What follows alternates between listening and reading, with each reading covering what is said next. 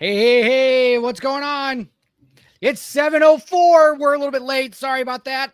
It's Wednesday night, 7:04 on the East Coast, 4:04 on the West Coast, and whatever time it is over there in across the pond. Welcome or wherever the fuck you're at to the Death Rattle podcast. I'm your host, DJ Remark from Horror Sucks. And with me, as always, is Mr. Kane Becker, Ghost Pirate Entertainment. What's up, buddy? What's up, man? Yeah, sorry we're late. We were talking shop. Didn't really want to bore you guys with a lot of like the behind the scenes stuff that none of you would understand or care about. Right. Yeah. So. A lot of garbage. So let's see who's here. Matt Hicks says, "Hey guys, sorry I keep missing the live streams. It's okay, Matt. Wish I could be there, but I'm heading now to see F1 early. I did get to see 28 Years Later and really liked it. Have a great show later. All right. Well, hey, enjoy F1, Matt. Mr. Wonderful says, what's up? B Movie Theater says, not first. Odd Enders here. What's going on, buddy? What's going on, John Connor? Good to see you. Terry, hey. Heather's in the chat. What's Rattlers. Up, and Casey, good afternoon. Heard that one before. I like that nickname for the audience. Rattlers for this show, the Rattlers. That's a good one. Nightingale's in the chat. What's going on? Good to see you. So we got quite a bit to talk about today. Sort of. We got a couple of trailers. We have 28 Years Later to watch, or not watch, to talk about. We've seen 28 Years Later. So if you've seen 28 Years Later, there's two. Hang on a second. Let me. Because there's the new trailer for Weapons I haven't watched yet. Oh yeah, there is that. I wasn't thinking about that. I was thinking about two smaller movies that I thought looked interesting. Hang on. Cool. I am finding it. This light is making my beard look so thin. Drives me crazy. Come on, what's going on here? Am I lagging? Because I promise you, my beard does not look this see-through in person. Am I lagging? Did I disconnect? No. I can't load these trailers I want to watch. Oh, there they are. It's actually the trailer for Witchboard and Strange Harvest. Oh, nice.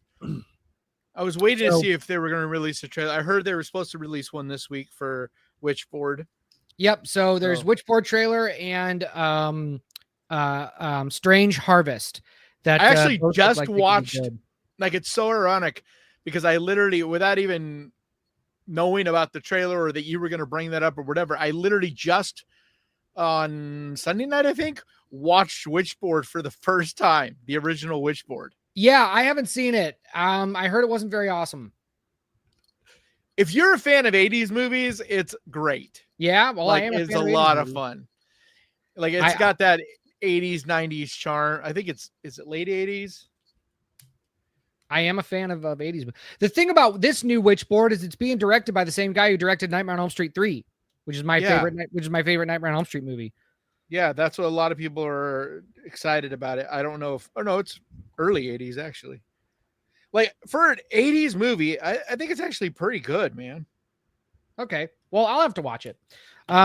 So let's get into that. Give me 1 second. Let me copy the link, open it up in Chrome because Firefox and StreamYard apparently don't like to play together.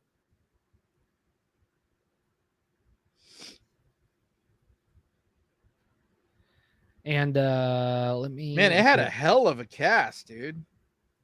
Witchboard? Never mind. That's not the one I was looking at. Yeah. But yeah, no, Tawny Katane is fucking gorgeous in it, dude. She's so hot in it. But the casting that I really liked in it was super cool is Rosemarie, who was on like, I grew up watching I Love Lucy. Yeah. And she was Lucy's best friend, the neighbor. I think my cat just tried to kill my one of my external hard drives. So sorry, that's what I was doing. I had to. Okay, no. Yeah, do you remember the show I Love Lucy? Yeah.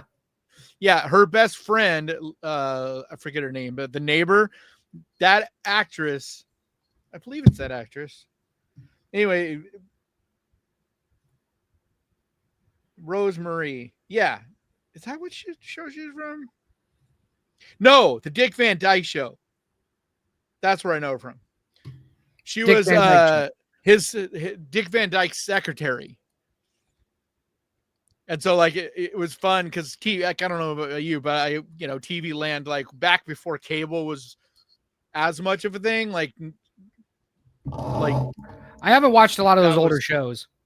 Yeah, that was kind of like if you were poor, like when I was like late teens, early 20s, I was poor. I didn't have cable.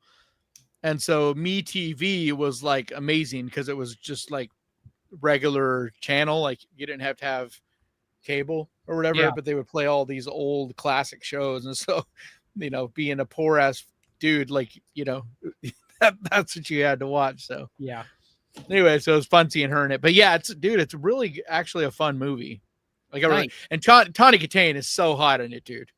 Like, by herself makes it worth seeing. Like, I don't know if you remember who she is, but she was like mostly famous for being the White Snake videos where she was on the hood of like the white. Oh yeah. Was it a Corvette or Ferrari or something like that? I forget what car, but yeah. That's where she got famous because she was just like this bright flaming red hair and like, just different than a lot of the other bombshells, but like, you know what I mean? But like just a different type of gorgeous. So, but yeah. So I'm trying to find out why. What was the other trailer though? It was Strange Harvest. Yeah. What is that? It sounds familiar. I'm going to show you, but I need to share my screen. I feel like I've heard people talking about that one. There we are. Okay. And you want to watch it? We can watch it. Yeah. It's 7-11. There's only 32 people watching, but that's okay. We'll get more. But so this is Strange Harvest. It looks interesting. I am interested in seeing it. So here we go. Dude, this AI mode on Google is really starting to irritate the fuck out of me. Yeah, it is quite irritating. All right, here we go. Strange Harvest. So we'll start. Mom?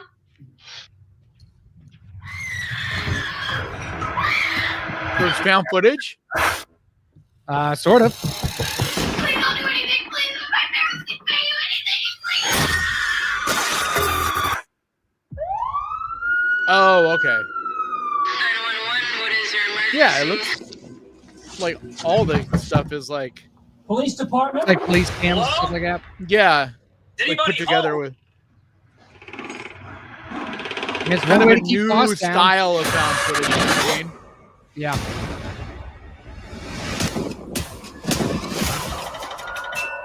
That's where I heard about it. People talking about it at serial killer remains at large and is extremely dangerous. Or last year. You seen this? Now, San Bernardino Police Department should be held accountable for letting it get out of hand like this. We are begging for you to help us.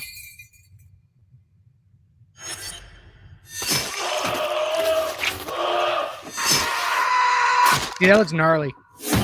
Yeah, my only concern is it looks like it's going to have some really shitty acting. Yes, which is what could hold movies like this back sometimes when you have that many different cast. Like, it's why I try to always stress to people, like, if you don't have the budget to hire a bunch of like talented, like at least professional actors, don't, like, when you're on a limited budget, keep your cast as small as you can. Yeah.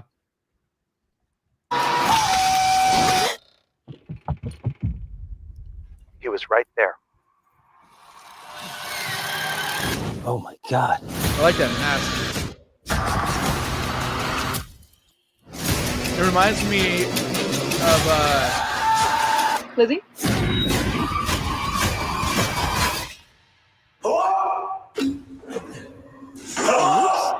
like it could be like on a fairly decent. But yeah, like that actor right there, I have a feeling is going to take you out of the movie. Yeah, he's you think not so? going to be able to sell on camera. Yep. Well, You know, like this trailer was cut in a way where you're not seeing the acting chops. You know what I mean? Like there's a reason behind that. You make it more exciting and you're seeing the good. Like you never show the bad in a trailer. Or even in a big budget good movie, like in my opinion, you know, we'll get into 28 years later, but I mean, I think it was phenomenal. But I also get why a lot of people feel like they were sold a bag of goods because from the trailer, like it's not exactly what you get. You know, you go to the movie and you're seeing this one thing, you don't realize that, that's all in the movie, but it's spread out. You know what I mean? Like these scenes, there's a lot of dramatic stuff and, you know, things like that in between. Well, so anyway, so that was it. Let's see what chat has to say. I think it's still worth seeing. I'm not saying this isn't going to be worth seeing. Yeah, I want to see it. Yeah, I'll definitely check it out. John says that mask is from Pink Floyd's The Wall video. I didn't know that. Good eye. I didn't either. It reminded me of the mask from Behind the Mask, The Rise of Leslie Vernon. Yeah, I love that His movie. mask. Dude, I love that movie. It's the biggest crime ever that didn't get a sequel. Yeah, well, yeah. It's so good though. That's just a universe that, like, there's so much that could have been done in that universe. Yeah. You could have started a whole different meta. It's like a unique kind of meta. Yeah. That we still haven't really seen done, you know? Right. B Movie Theater says that looks great. Casey says looks good. Talking to Nightingale. Oh, you guys are talking about oh, never mind. Sorry, that having a long private conversation. B Movie Theater says I like the analog horror aspect of it. Clever Cleaver says I like that Host. too. I loved Host. I thought that was too. a great movie. It really is. It's one of those things that shows you that you need to make your movie as long as your movie needs to be. Because that movie is literally an hour long and it doesn't need to be any longer. Host? Yeah. Oh, I thought it was longer than that, but wow. You're talking about the one that was during pandemic of the seance and all that? Yeah, exactly. That's my point. You don't think of it as only an hour. But it's because a movie should be as long as it needs to be. Like too many, like we were talking about this with your movie last week. Yeah. Like, you know, you were able to cut it down to a nice tight 90 minutes. And it's like, dude, too often you see movies that you're like, fuck, if they had cut out, 10 minutes, 20 minutes, half hour, the movie would have been so much better. Yeah. All right. Well, you want to watch the Witchboard trailer and talk about that? Yeah. All righty.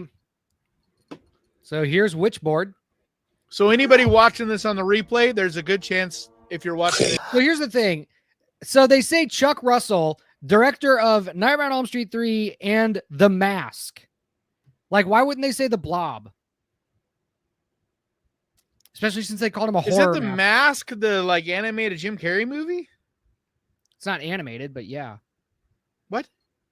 I didn't say it's animated. Not animated. No, the Jim Carrey movie. Yeah, The Mask Jim Carrey movie is not animated. I didn't say animated. Yeah, you did. Chad, he said animated. Okay, right? I didn't realize. I'm not crazy.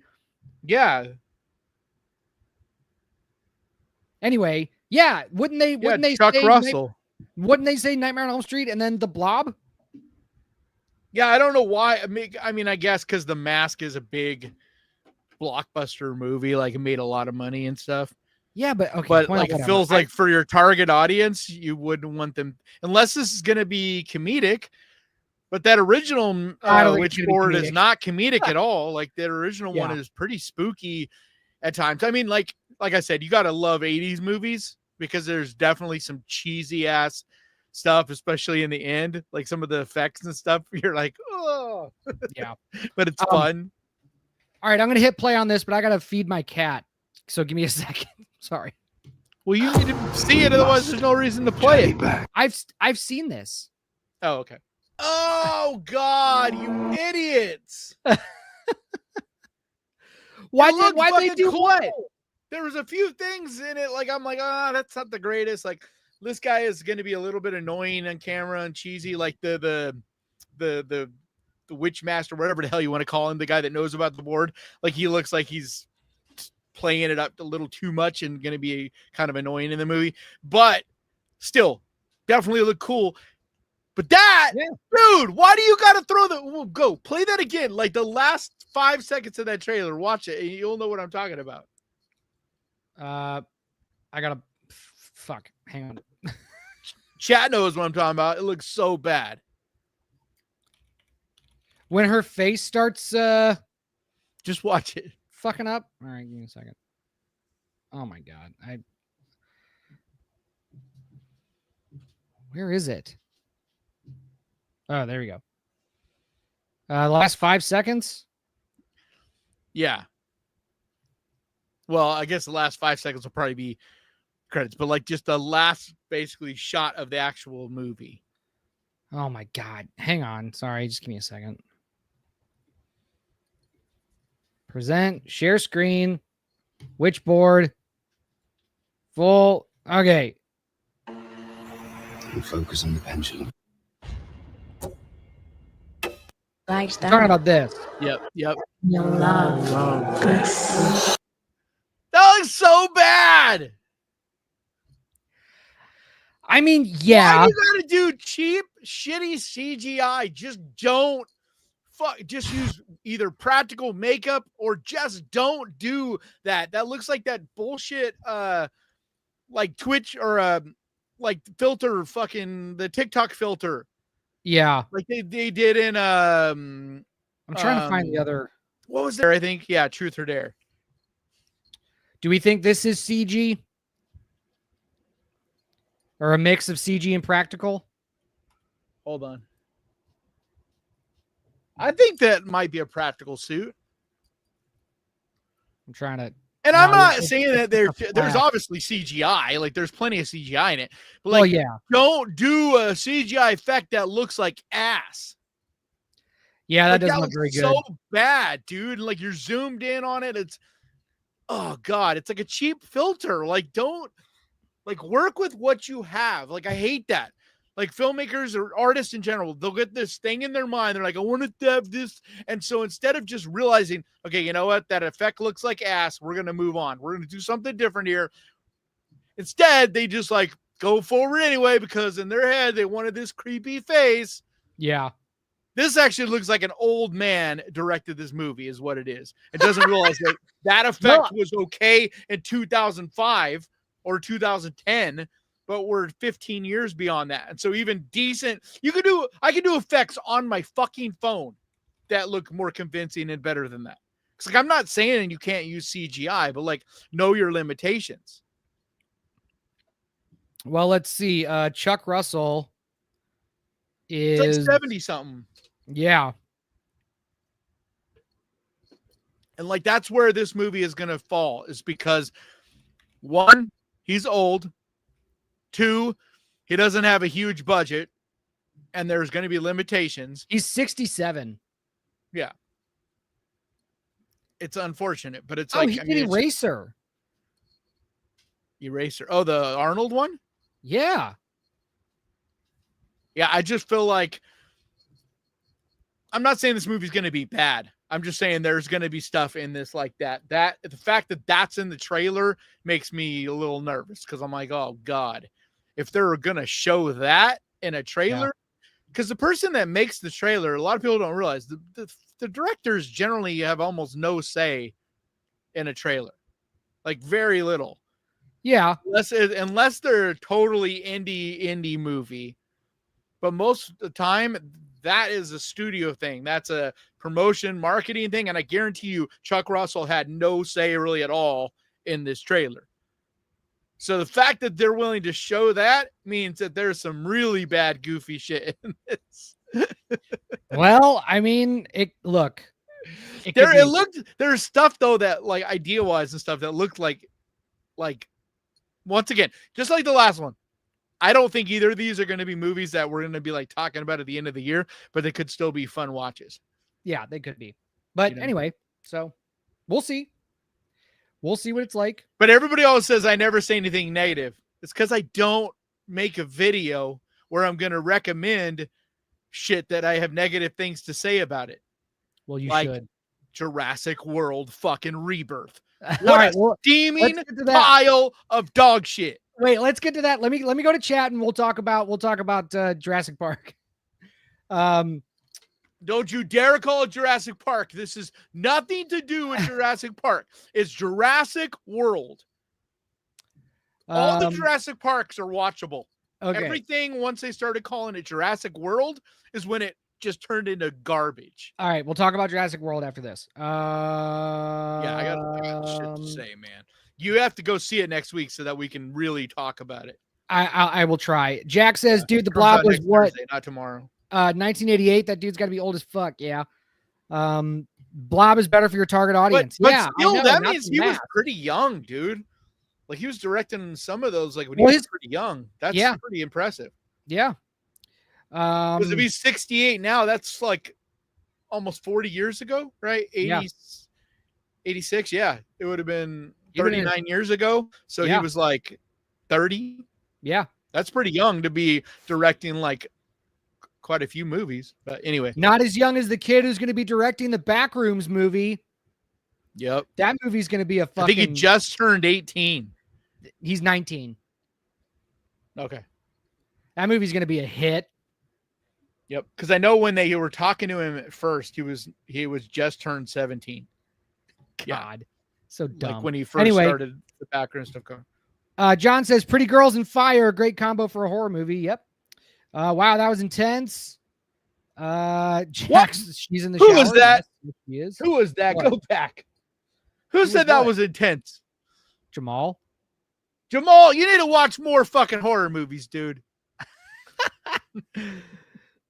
Or is he talking about me? Maybe he's talking about my reaction as being intense. I don't know. Casey says, I can't remember hating it, just can't remember details. Been a long time since seeing the original. I guess talking about which I really like the original. Filmed in New Orleans. That's good. Heather says it's if wild. You want to watch if you want to watch the original Witchboard, go to, if you have Shudder, watch the Joe Bob, because that's really fun.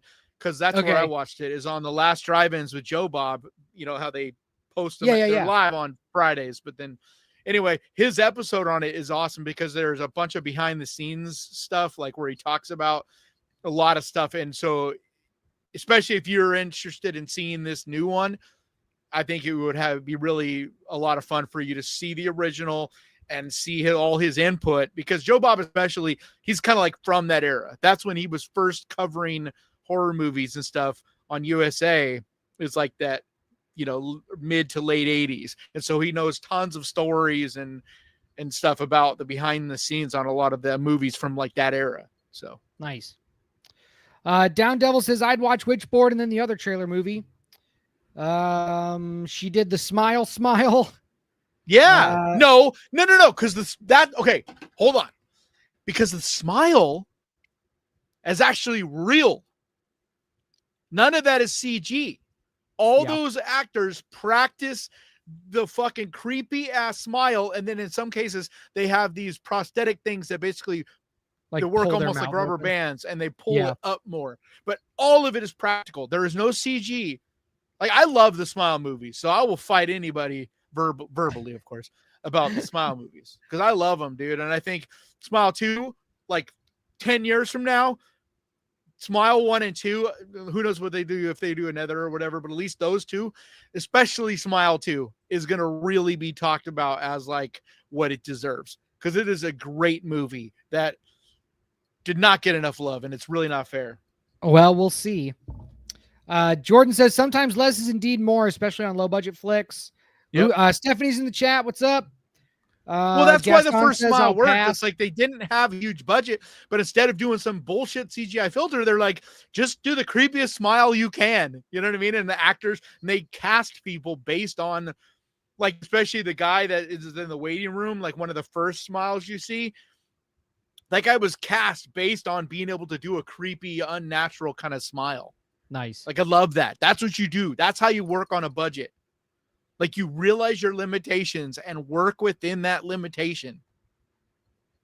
God, artists need to learn that. I don't understand why artists cannot get that through their skulls. Like, the most successful artists in the world are the ones that know their limitations and know the world that they're working in, and instead of always trying to cheat it or work on the fringes, you know what I mean, and push it too far, they just go, okay, this is my bubble, this is my budget, like I have these kind of level actors, like this, that, and the other. They're like, okay, we're gonna scale it down to this is where my vision is now. Yeah, it's, you gotta, like the whole thing we talking about with editing, you gotta, you know, what is it, the term, like kill your darlings or whatever. Darlings. Yeah. Clever Cleaver says, gotta agree with the CGI roasting here. Too many movies nowadays lean too heavily on dog shit overdone CGI. True. Yeah, because it's not about using CGI. Like, for instance, with Jurassic World Rebirth, there's a ton of CG in that movie. Like, it's almost pretty much all CG. But a lot of it looks amazing, dude. Like, it looks so fucking good. Like, the level that we can get these dinosaurs to with now with CG is just amazing. And I'm fine with that. Like, you're not going to make a convincing, you know, like to the eyes of people now. Like, if that original Jurassic Park works because of the era, you know, the technology and all that, right? But if you were to do that exact same thing now, people would be like, this looks like dog shit. You know, like, it just would. Like, people could say all they want that original Jurassic Park still holds up, but it's like, if you look at it through the eyes of like special, it does. But what I'm saying is, if you were to make a brand new movie right now and with that level of looking dinosaurs, dude, people would fucking roast it. Yeah. You know, because you have to live within what people are used to now. And when you go on YouTube and you watch the History Channel posting videos on YouTube and they're doing special effects that, you know what I mean? So, like, I am good with using CGI to make monsters, to make things that you cannot really make practically. And if you did, it would literally cost you like $300 million. But it's when you don't have the budget, because like that smile right there, it would have been so much cheaper to just like fucking use the little rubber bands things like I'm talking about, or just yeah, but they wanted to warp her whole face. But there's plenty of ways you could do that. But no, like I said, well, like I said before, it's not even about, like, I get it, like the idea, but once you see the effect and you're like, that looks like shit, don't use it. Yeah. You know what I mean? Like, have backup plans, have an out, know what you're working with. And if it's like, we're going to try to do this, but we know we're not working with fucking Weta Workshop. You know what I mean? This is obviously like the best special effects team in the world. It's like you with your effects, dude. You knew what you could do and what you couldn't. And so you didn't rely on post-production. You did as much as you could on camera, worked within that, because that's what I'm talking about here is post-production. It's a director being like, you know, we'll fix that in post. And then you have this bunch of fucking 19-year-olds that are just learning special effects over here going, okay, I guess we'll do our best. We'll, you know what I mean? We'll use the warp tool here. Yeah, because that's an old man mistake to me. Yeah. Like, that feels like someone that is out of touch with the art of what is happening right now. And so people are like, oh, we can fix this in post. It's like, yeah, you could if you have Weta Workshop, or you have like a really high-end special. keep saying Weta because they're known for being like the guys that invented basically. Yeah. I mean, they basically invented, like, there would not be Lord of the Rings without Weta Workshop. Right. Because the proof of concept and how Peter Jackson got the Lord of the Rings was they made what's the movie with Michael J. Fox? There's a lot of them. No, it's the ghost one. It's the one that Weta Workshop cut their teeth and proved proof of concept that they could handle special effects on a big scale, and that's how they got the Lord of the Rings movies. Because a lot of people don't realize, but Peter Jackson started Weta Workshop. Like, that's his. Basically, and that's why Peter Jackson has so much money and doesn't make movies anymore, because he basically has Weta, and he's made like crazy amounts of money. I don't know what that short film was. Not a short film. It's a full-on movie with Michael J. Fox. It's where he's a ghost hunter, a psychic. Chat will know what I'm talking about. The Frighteners? Yes, The Frighteners. Have you ever seen that? I don't think so. dude, it's so fun. For one, it's one of the last Michael J. Fox movies where he's really Michael J. Fox, because right after that, we found out he didn't even know yet, actually, when he was making that. He hadn't been diagnosed yet. He just knew something was going on. But then shortly after that, it became a, see, look, chat, frighteners. Yeah, sorry, chat. No, that wow. We need to rely on you guys more. I have not seen this movie. I gotta see Frighteners. Oh my god, I have not seen it yet. Especially being a huge Lord of the Rings fan, I assume. Oh, stop! No. Yeah, I'm saying I'm not judging you on it. I'm just saying you would appreciate this movie even more because of the backstory of it. Yeah. Because the studio basically said to Peter Jackson, like, you want to make the Lord of the Rings movies, but you don't, you got to prove yourself. We don't know what, you have great ideas and on paper it sounds great. We'll give you the budget to make this Michael J. Fox movie, this like smaller budget movie. And then if it does okay, and we, your special effects team can pull this off, then we'll talk about Lord of the Rings. And not only did it do well, it was a game changer. Like the special effects that are done in that still hold up to this day. And they're literally like some of the first CGI ever put on camera. Nice. Yeah, I gotta watch that. It's crazy how well it still holds up, and that's where the kind of the ball started rolling with CGI, and you saw Spielberg use it in Jurassic Park, and like there's a couple other landmark moments with CGI. But so like people a lot of times think I hate CGI. I don't. I love CGI, but it's like any other. It's like saying I don't like paintings because I don't like a certain style or a shitty painting. You know what I mean? It's like, no, I love paintings when it's done right. I like to talk about it like frosting on a cake. I like frosting, but I don't want a cake of frosting. Well, even the best frosting in the world is still just frosting if you don't have a cake. Right. Well, yeah, exactly. If you put frosting on a turd, I guarantee you're not going to be paying attention to how good that frosting is. Right. You'll be like, oh my God, dude, I'm eating a fucking turd. Eating a fucking turd. All right, let me get through these comments because we got to talk about 28 years later. Seiya says, I didn't really like the original. I'm kind of very witchy, so I can't help but be super judgy with these kinds of movies. They're fun, but I don't rewatch them. Seiya, what did you think of The Craft? That's what was fun with the Joe Bob, because he talks about that in between the during the movie. Yeah. But it's super fun because he talks about how much shit they got wrong and how much they like literally just straight up made up, because that's part of the charm, I think, of the movie, and what makes it fun is because of the era that it's in. Nobody knew shit. And so like there wasn't internet, you know what I mean? Like people would be like, we're the first film ever to use, like he literally says this, we're the first film ever to focus on a Ouija board and use a real Ouija board and blah, blah. No, they weren't.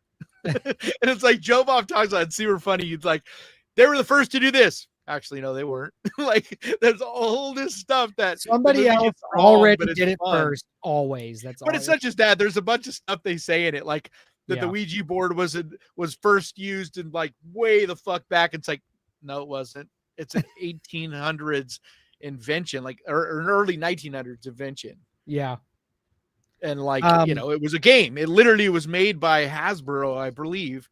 Yeah. And it is today. It's a game. It's just and that's why people that act like it's got all these power. No, it doesn't, dude. It's literally a game. Right. It's just a game. It's like anything. It's what power you put into it. Like the power of belief. Yeah. Is so, to me, I don't believe in magic. I don't believe in a lot of bullshit, but I do believe in the power of belief. Like perception is reality. If you believe something, you manifest it in some level, Right. Casey says Backrooms, not as interesting to me as Infinite IKEA. I don't think I've seen that one. I've seen it. I'm trying to remember. That's not the mall one, is it? What's the mall one? No. I'm telling you, that is going to be the next big wave. I think the Backrooms will probably kick it off, because for the first time, like a mainstream audience will see liminal horror, and like if the Backrooms is done well, like we expect it to be, like it's going to start out. You don't think it's going to be good? No. Why? I will be very don't like liminal horror. Well, it's not just that. It's just the games are like, I think they're overrated. The games. I don't think. Yeah. You mean like liminal space type of games? No, I mean the actual back rooms. That's not made by the dude, man. He only did the shorts, the little movies. Whatever the inspiration. Have you not seen? No, dude, you haven't seen the Backrooms. Okay, I've seen the games.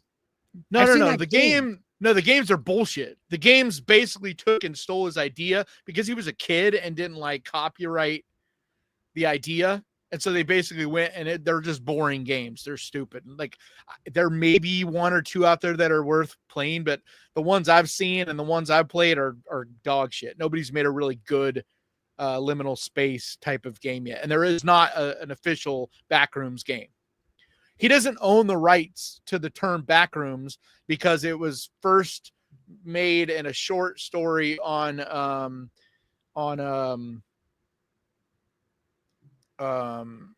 No Sleep, on the No Sleep thing. It was a story and there was like one image and he took that idea and ran with it and turned it into his, whatever you want to call it. It's like a series, like of 9 minutes or so. Yeah. Little movies. I thought these were all games. connect together. No, dude. It's all like found footage type of, and like each one tells a different part to the story, which is part of what makes it so cool because they're kind of out of order and you got to follow all the clues. Like there's a ton of lore. No, well, okay. So just getting back. No, I don't think it's gonna be very good. I think the novelty is gonna wear off. I don't think it's gonna be very good. I think they're fine for creepypasta stuff, like you said, like short form. I don't think it's gonna be very good in a feature length. If it's just the same thing for an hour and a half. Done by A24. So what? A24 has shitters. Just because it's A24 doesn't mean it's gonna be good. They don't make bad movies. They just make movies that are not always interesting or whatever, but like they don't generally greenlight or buy the rights to something that is like poorly made. I shouldn't say bad because that's subjective, but poorly made. Like I don't have any doubt in my mind that this is going to be well made. It's just a matter of, is it going to be a well written enough story that's interesting? You know what I mean? This, that, and the other. But like, when I say it's A24, I just simply mean there's a certain standard that A24, nothing is below that standard. Like, I don't like all of A24's movies. There's a lot of them that I'm like, this is not, my jam at all. But did you freeze? No, sorry. Okay. I'm dealing with. You're just holding totally still for a little bit, and I'm like, I'm dealing with a couple of retards in the chat. Sorry, while you're talking, because we don't have a. Don't use that term. That term is very hurtful. Oh my God. You know what I mean. I know. That's why there's no reason to use that term, because it's hurtful to people that have. We're on a public thing. This is me and you talking. It's different. Come on. Okay. Sorry. I'm dealing with. I'm okay. I'm trying to protect you over here. Just give me a second. I'm dealing with chat. Like if you ever want to be a public person, like literally what you just said could be clipped and used to screw you up. I hope it is. Years I hope it is. Movies are out. People need to grow a pair of fucking balls. Clip me. I don't care. Okay. What is this over Brian guy? I don't care. I'm trying. Why are these people? That's what I'm trying to deal with. We're getting raided. Like I'm trying to deal. I don't know. That's what I'm trying to do. Just give me a second, guys. Okay. Just those two? It was a few. It was a few that I'm trying to get rid of. Sorry, chat. Don't just remove the comments, dude. No, I banned them. Okay. I banned them. I banned them and deleted the comments. That's what it is. That's what I'm doing. I'm doing it. Cool. Got it. The only reason I said that is because I know what the hell is there another one? Yep. It must be just like a group of stupid kids. That's weird. The fact that we have never had this. I know, but it's happening. Sorry, we don't have a moderator. I'm literally the moderator. Like I know. We had one moderator, but she hates me. All right. She hates me now, so we're getting rated. We're getting rated. Okay, we gotta. I don't know what to do. We need to start. What is going on? Hang on. Let me see what's going on here. I gotta. I think this must be like an app. I'm trying to find our comments. I'm trying to find our comments threshold. Where's Saya? I'm gonna make her a moderator. Saya, are you there? Dude, you can't even delete them fast enough. Like, I think this must be like a hack, like an app. I'm trying to switch accounts to get to our hang on. I'm sorry, guys. Hey, the show got derailed, but not by us.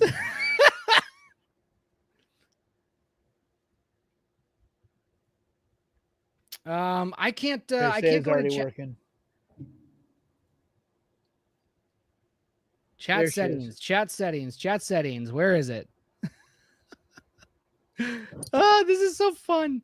It's not fun, but no. Well, it's funny. It would be one thing, except for we can't get it to stop.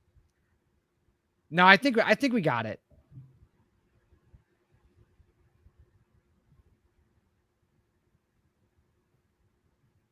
Somebody says they were friendly fired. Sorry. Send us some. Or Z, who are you? Sorry if you were friendly fired. Friendly fire, bullshit. Like, there's a ton of these. These are not friendly fire. Well, no. I think what they're saying is I accidentally banned somebody who I shouldn't have banned. Oh. Okay. But I think I'm still seeing this Brian Risso 3. It should get.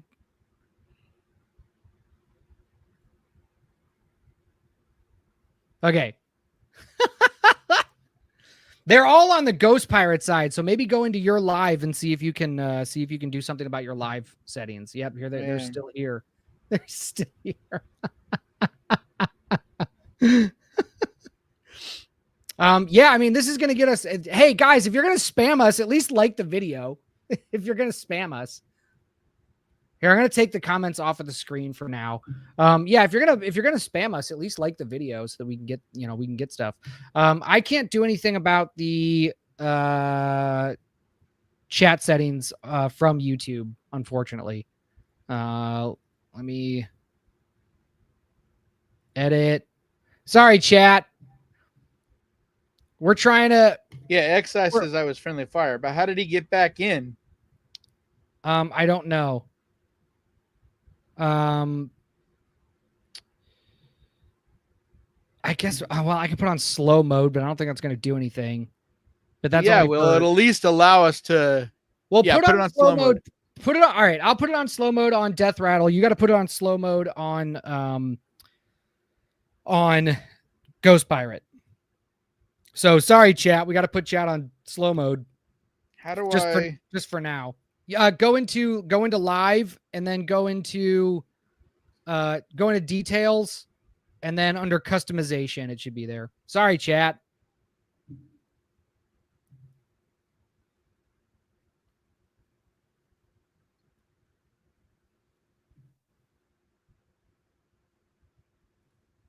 Okay.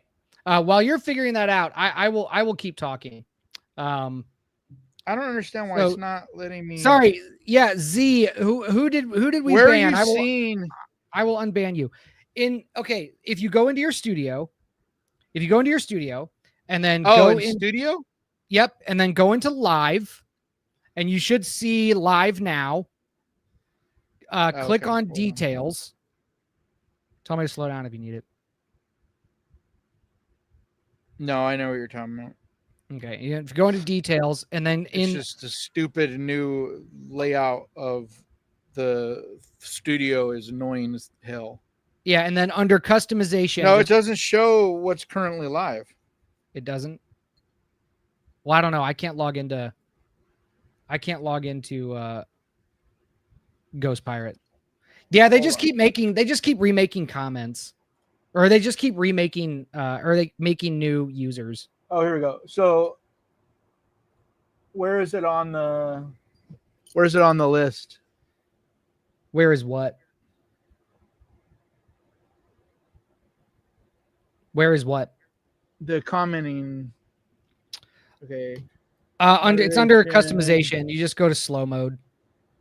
Customization. Where on the, because you're talking about in the stream under video details, right?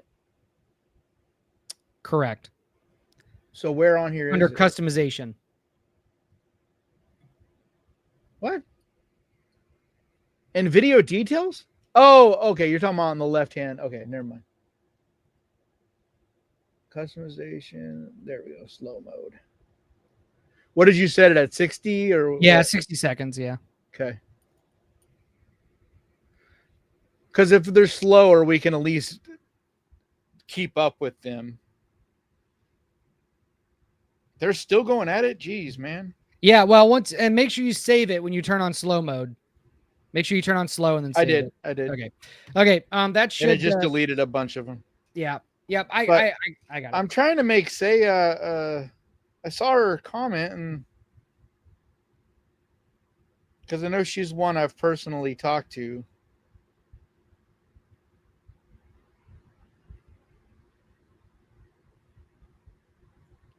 As far as like making a mod.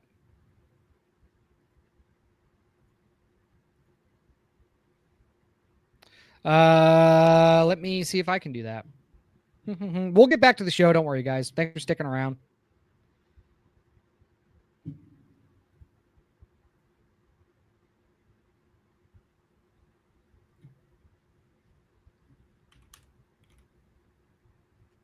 Yeah, I think Saya commented, but only on the Saya, if you're still watching, I need you to comment on the Ghost Pirate channel, because I can't make you a moderator for the Ghost Pirate channel unless you comment on the Ghost Pirate channel.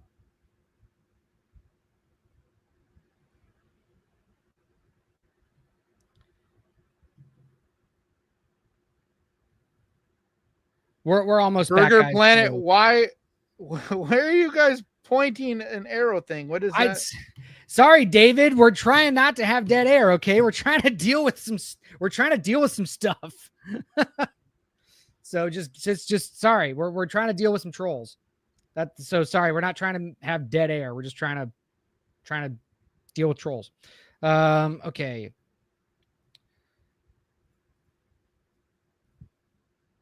Where's my? All right, Al. I'm making you a moderator. But if you screw up,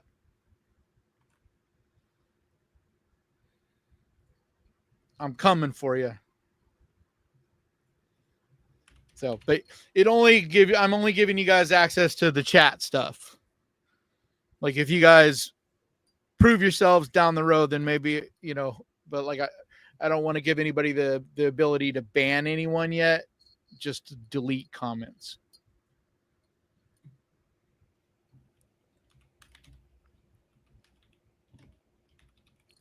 And Saya should have moderator for Death Rattle 2. I hope. Okay. I don't know. Yeah. We'll see. Anyway, we'll probably end up making a few more of you guys at some point. But this is literally the first time we've had to really think about this. Yeah. So we have not been spam botted. But anyway, so cool. Anyway, so let's get into honestly, we should probably leave it on the slow mode regardless, because it gives us a chance to get to the comments, and people make sure that you're writing a comment that, you know what I mean, because you only can do one every minute, but like that way we can get to the comments more. Well, yeah, but I feel like a lot of times we miss stuff, Well, anyway, I mean, we'll see how it goes. We're gonna keep it on for the rest of the night, and we'll see how it goes. Yeah. But I mean, yeah, our chat's usually fine.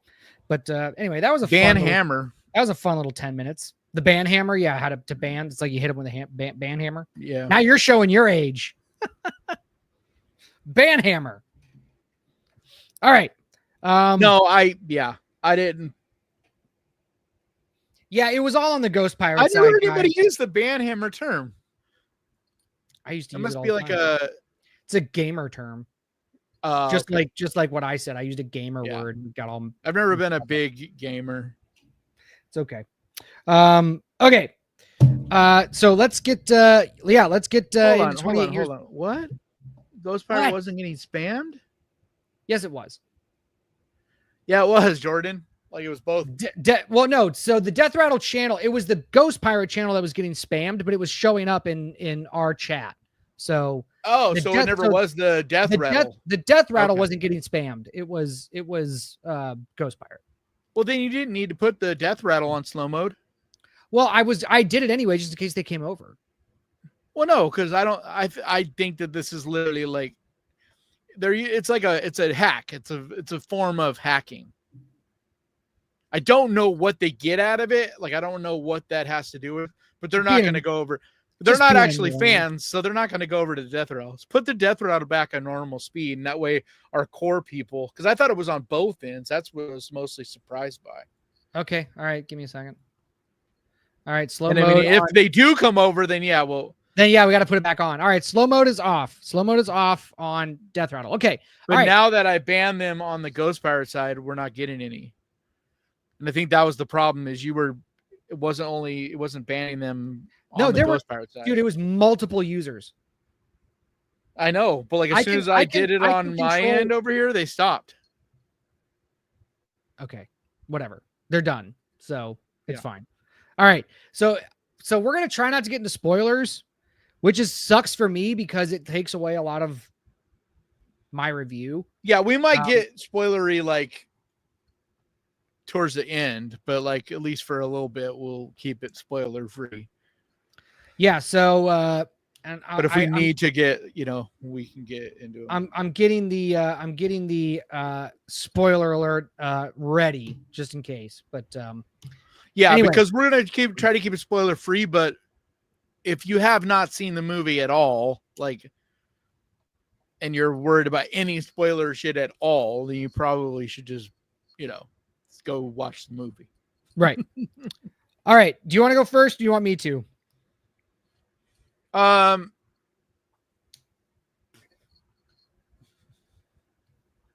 Just do it conversationally, like.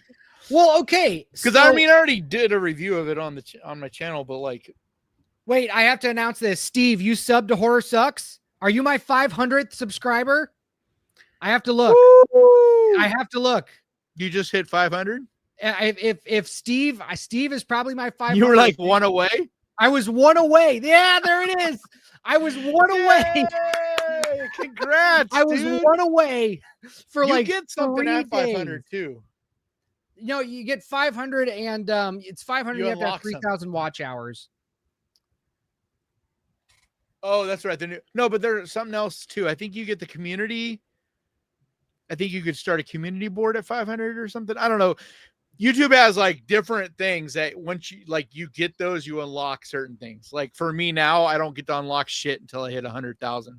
There it is. Sucks. 500 right there. It was exciting when like you would hit these. Like I remember 500, 1,000. Is there one at 1,500? I know there's definitely one at 5,000 and then 10,000. There's like these different things you unlock, but it's so stupid because like once you hit 10,000, you don't get another milestone thing until you reach 100,000. Like, all right. Well, really? I don't know what the 500 milestone is, but thank you, Steve. Thank you, sir, for being my 500th.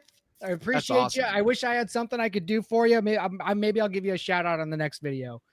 So don't worry. I'll give you a shout out on the next video. I'll try to give you a shout out on the next video. I got to remember. But anyway, so that's it. Yay for me. 500 subscribers. Okay. So 28 years later. So here's what I'm going to say. Like, I liked the first act, I guess. I thought the first that's act a common was thing strong. I've heard. Like a lot of people felt that way. What is it though? Like before we really break it down more, because like I've heard a lot of people say that. What is it to you that like the rest of the movie didn't do that the first act did that made it work for you? Have a coherent story. Have characters. That's not true, man. Yes, it is. How do you mean it doesn't have a coherent story? So, well, I mean, I can't unless we're getting into spoilers.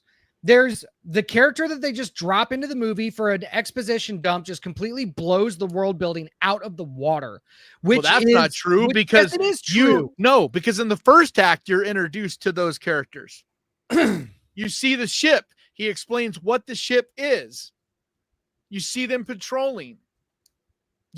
Okay, yes, he says what it is, but it doesn't make any sense from a world building standpoint, and it doesn't make any sense from it does, because from how else, a geopolitical standpoint. It makes no sense. We can't argue about it. Listen, how would you have explained? Like, I think it was crucial because the whole I wouldn't have had that about this without spoiling it. It's so hard to talk about this movie without getting into spoilers. But like, the whole movie is seen through the eyes of one of the characters. Okay, I'm not gonna say which character because I guess that would be kind of spoilery. But the movie is mostly about the one character, and I think that's the problem. A lot of people come into this movie thinking you're gonna see it through the eyes of a different character and or this group of people, and in reality, you end up seeing the movie. And the whole entire point of the movie that I feel like a lot of people still didn't even realize even after the movie's over because of the way that most people are talking about the ending of this movie. Like, a lot of people do not get this movie and they don't get what the point of it is. That's a problem with the movie, what it's not the trying audience. To say. That's a problem with the movie, not the audience. Yes, it is. If you have to research, if you have to read Wikipedia articles, research what all these people have to say, apply writing to the film itself. That's a problem with the movie, not a problem with the audience. That's just simply a slight on the American audience. This is not made by Americans. This is made by Brits. Yes, we know this. Who are very none of the Brits I've talked to were even slightly confused by the end of this movie. They all knew immediately what it was referencing, like instantly. It's just us. I know, but I know Brits that understood it that also thought it was fucking stupid. Well, that's not what I'm talking about. I'm talking about the ending. Or the ending is fucking stupid. The ending of this movie is cartoonish. To an American audience. No, to any audience, to anybody who's going to watch this ending and really, from the full context of the film that we just watched, we get that ending, which is a cartoon show. It is a cartoon ending. Yeah, do you understand what it means? Do you remember in the beginning of the movie what the little boy? I know. What I'm trying to say is that entire sequence at the end of the film is so cartoonish and so stupid. It doesn't matter. I think it's funny how art has to reach your level, otherwise it's bad art. Maybe you're not on the level of what the art is saying or doing. All right. Well, that's not an argument. So I can't. How is that not an argument? It's not an argument. What are you trying to argue? Just because I don't get something, it's not that thing's fault. When it comes to equality, you cannot make art for everybody, right? I'm not because you're gonna there'll be like art that some idiot out there that can't even fucking do any basic anything, right? And we know them all, like these drunk ass big fat football player fans or whatever, like, you know what I mean? They're idiots. You cannot make art so lowbrow for a certain audience, and you cannot blame that artist for making art that those idiots didn't get. Okay, if you're talking about pretentious, that's a different argument. This has nothing. Saying yes, there's plenty of that. There's plenty of that. Yeah, but I'm not arguing pretentiousness. You could claim that there is a level of being a little bit pretentious. I'm talking about the execution. It is very artsy and highbrow style wise and stuff, and like that did lose a lot of the audience because of that, and that's fine. I think it was I'm not arguing that. I'm not arguing that. Like some of the style choices and like the way it's shot and all of that. You're going to lose certain audience because of that. I get it. And like, I could even somewhat say that is criticism, but when you blame a movie for your understanding, that's not fair, dude. Like, just because you don't understand something doesn't mean it's bad. I didn't say anything. I did not say that. You said that. I didn't say. Yes, you did. You said the ending of this movie is bad. Is stupid. Yes, it's bad. It's poorly executed. It's not. It has nothing to do with my understanding. It's like, of it. I don't understand physics, right? I can't do physics. So physics is stupid. That's not what I'm saying. How is that any different? What you're trying to accuse me of not understanding the ending because I'm not a Brit. Okay. I'm not No, saying it's not just you're not a Brit. I'm not saying I It understand doesn't matter why. It doesn't even matter why. The fact that you didn't understand the ending is fine. That's not your fault. But you cannot blame a movie for not holding your hand and explaining what they're saying when it's very clear to certain people. And once I had a few people break this down, it was pretty clear to me. And I didn't feel like the movie is dumb for me not understanding. I just felt like I didn't get it. And so in that moment, I literally was like, what the fuck? What was that ending? So but I wasn't mad at the movie. I just was like, cool. Now I'll have to figure out what they were trying to say, what that meant, what they were saying with that ending. So you think the only way to have an ending like that is for it can't be good. It has to be. No, it's just a it style has to choice. be bad. It doesn't make it bad. It's the only way choice. that a certain audience is going to understand the reference. No, that's what you're saying. It's a choice. It's a style choice. I don't think it's bad. I could understand if you didn't like it, but that doesn't make it bad. If your criticism of it was, I didn't like that ending, it didn't work for me. That's not a criticism. Like, I get it. That's fine. Yeah, and that's all it can be. My criticism of the ending. My criticism of the ending. No, is that it was poorly executed. Thing, but it's not. It's how is that? Dude, I swear, I really think you still don't understand what that ending means. It doesn't matter whether or not I understand it. It doesn't why? matter. It's, do you know why what it's in the style that it execution. Is? Do you know how many people watch The Lord of the Rings without ever reading it and love those movies and understand those movies? But you know how many people are too dumb to watch those and dude, you know how many people think those movies are awful? Yeah, I'm sure there's plenty of them. I mean, that's a matter of an opinion. That's not criticism. But like that's where you, to me, frustrate me because I feel like so often you state things as criticism that are not criticism. They're just an opinion. They're just a taste preference.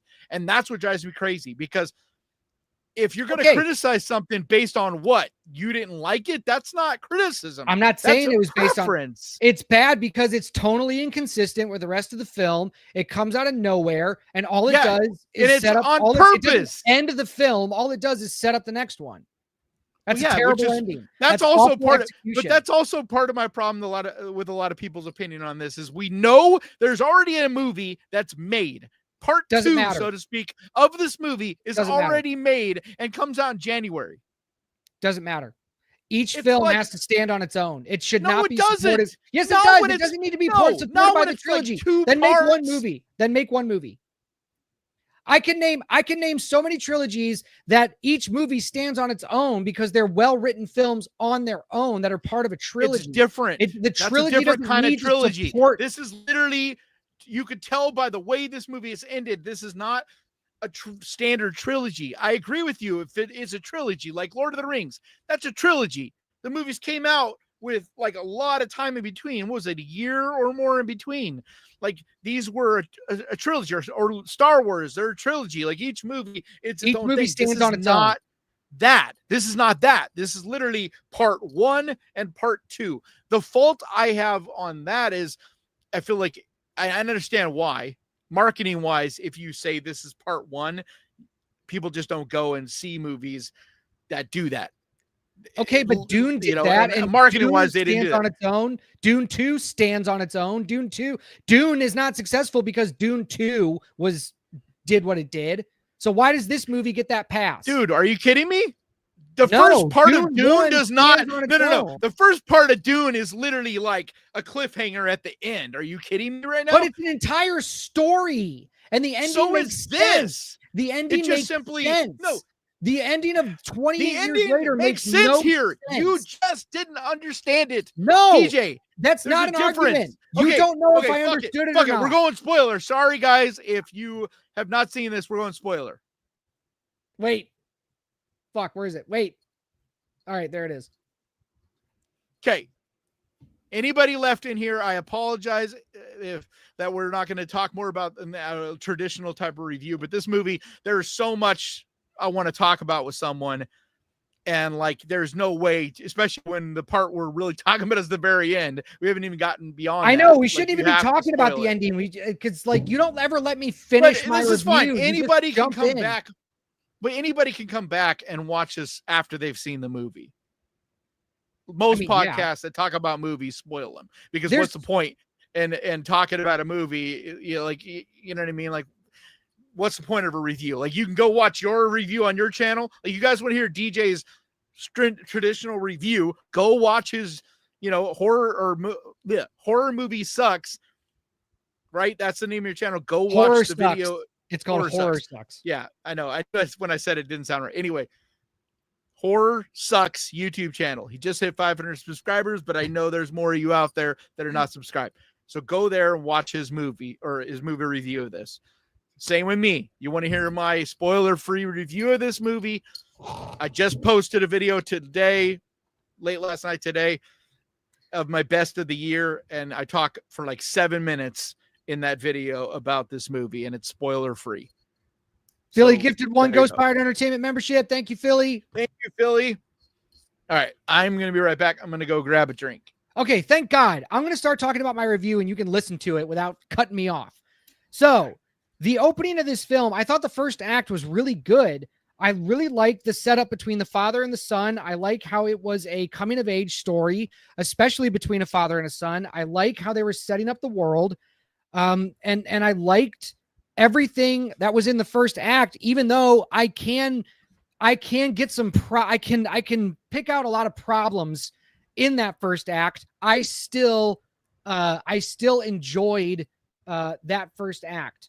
The second act, where it completely flips the story from a wolf and cub archetype to where we get to explore the world 28 years after to see how society has either progressed or regressed through this exhibition trip between this father and this son. I think that is fertile ground for a fantastic movie. But then we just flip it on its head, and now it's a road trip story between a 12-year-old and his mentally ill, we haven't gotten to the spoiler yet, and his mentally ill mother going through this terrible, awful zombie island when we first learn in the first act that the 12-year-old is not good at survival. And so now we're watching this road trip story where the zombies just decide to leave them alone so that the plot can happen until now we need some conflict. So we're going to get into zombie stuff or infected. Sorry, I know there's people are going to tell me it's not zombies, whatever, zombie infected. But you straight up, well, one, they actually call them zombies in this movie. So anybody I think they're zombies. Yells at you, go fuck yourself. If the movie itself calls them zombies, because in the movie they call them zombies. Yeah. So like even the people of this universe in this movie, they refer to them as zombies, which is actually part of one of the layers of what's interesting that this movie talks about, because there is a struggle in this universe between people seeing these, like the dad says to the son when they first go out, you know, he says like, these are mindless, like they don't, like they're basically like, these are zombies, like there is no humanity left in them, so just kill them. Like that's one. Yeah, but then it breaks mindset. Exactly, because there's two different ways of looking at it. So then later on in the movie, you get the doctor who sees them as his patients, because he knows that they're just sick. You know what I mean? He knows that it's just a disease, that these are not actually zombies, that they're, you know, people that are sick. Well, okay, yes, but the problems start to unravel when you really start to think about the movie. And in the first act, like, so we get the lore from 28 days and 28 weeks. By the end of 28 days, like the zombies are starving. They can't feed themselves. Okay. And so 28 weeks tries to explain this sort of, but eventually if enough time passes, according to canon, these zombies are just going to starve out.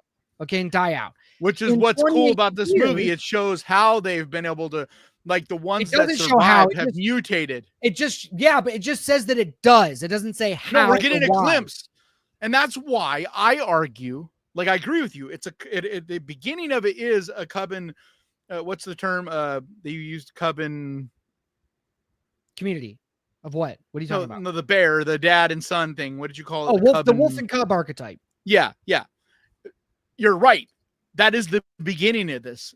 But when you look at a story arc that you're talking about, it is that all men, women too, in their own way. I've never been a woman though, so I don't know exactly how it works. But for me, you begin with your father showing you, and you look up to him, and he's this like perfect being. And then you reach an age where you start to see their flaws. You start to see that they're human as well. And eventually you, in a lot of cases, you reject, like it's actually a human nature thing, been proven by science and all that. We reject right. Father. We go beyond that. And that is the arc that we see here, where he sees his father as flawed. It's rough. As human. And it's rushed. It's rushed and it's rough. Yeah. It's very rushed. It's very rough.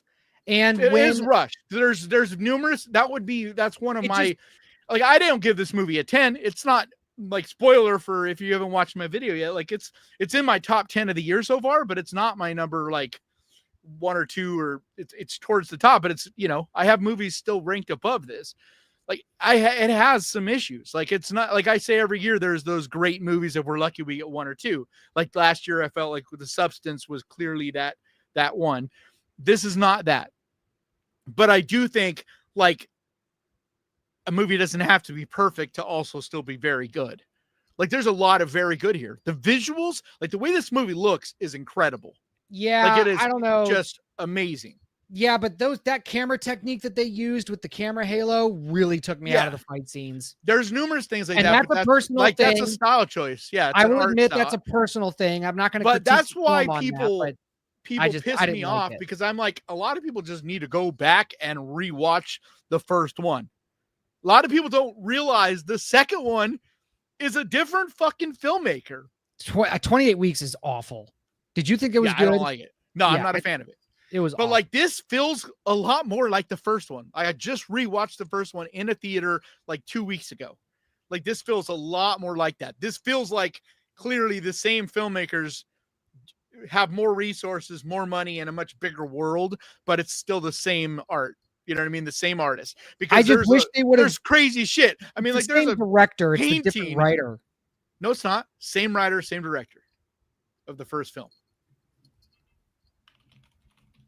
Alex Garland wrote the first one. Yeah. Why did I not realize that? He's so hit and miss. I know he is, but that's why. Well, I don't know if I think he's hit and miss. He's hit and miss when it comes to directing. No, he's hit and miss when it comes to, yes. Or no, the other way around. He's hit and miss when it comes to writing. He's pretty good when it comes to directing. Yeah, but his writing. So his writing, like I loved Ex Machina. I thought that was a great movie. Hell yeah. I liked Annihilation. I thought that was good. I thought Men was I thought Civil War. Yeah, but Men, it's the writing. Like the directing of Men is really good, but the writing of Men is shitty. The problem is with his writing, he is not good at world building. And that he did a good enough job in 28 Days, apparently. I didn't realize he wrote it, but this Civil War, Men, Annihilation, like the world building is not good. There's a lot of other good stuff. It's just the Civil War was great, dude. Oh, it was fine. It was fine. Okay. I guess I was expecting more. It was fine, but we're not talking about Civil War. But Alex Garland is a writer. What you just said right there, I think is the biggest issue that everybody is having with this movie is expectations. If you hadn't seen a trailer for this, was so goddamn good. I know. Like I get but that. We have a duty to our audience, so to speak, and anybody that liked this or whatever, like, dude, there's expectations are what get you. You cannot blame an artist for your expectations. You just can't, especially like I was talking about earlier. The filmmakers, the directors, they very rarely have any say over the trailer. And like, there's a lot, like that is a brilliant trailer.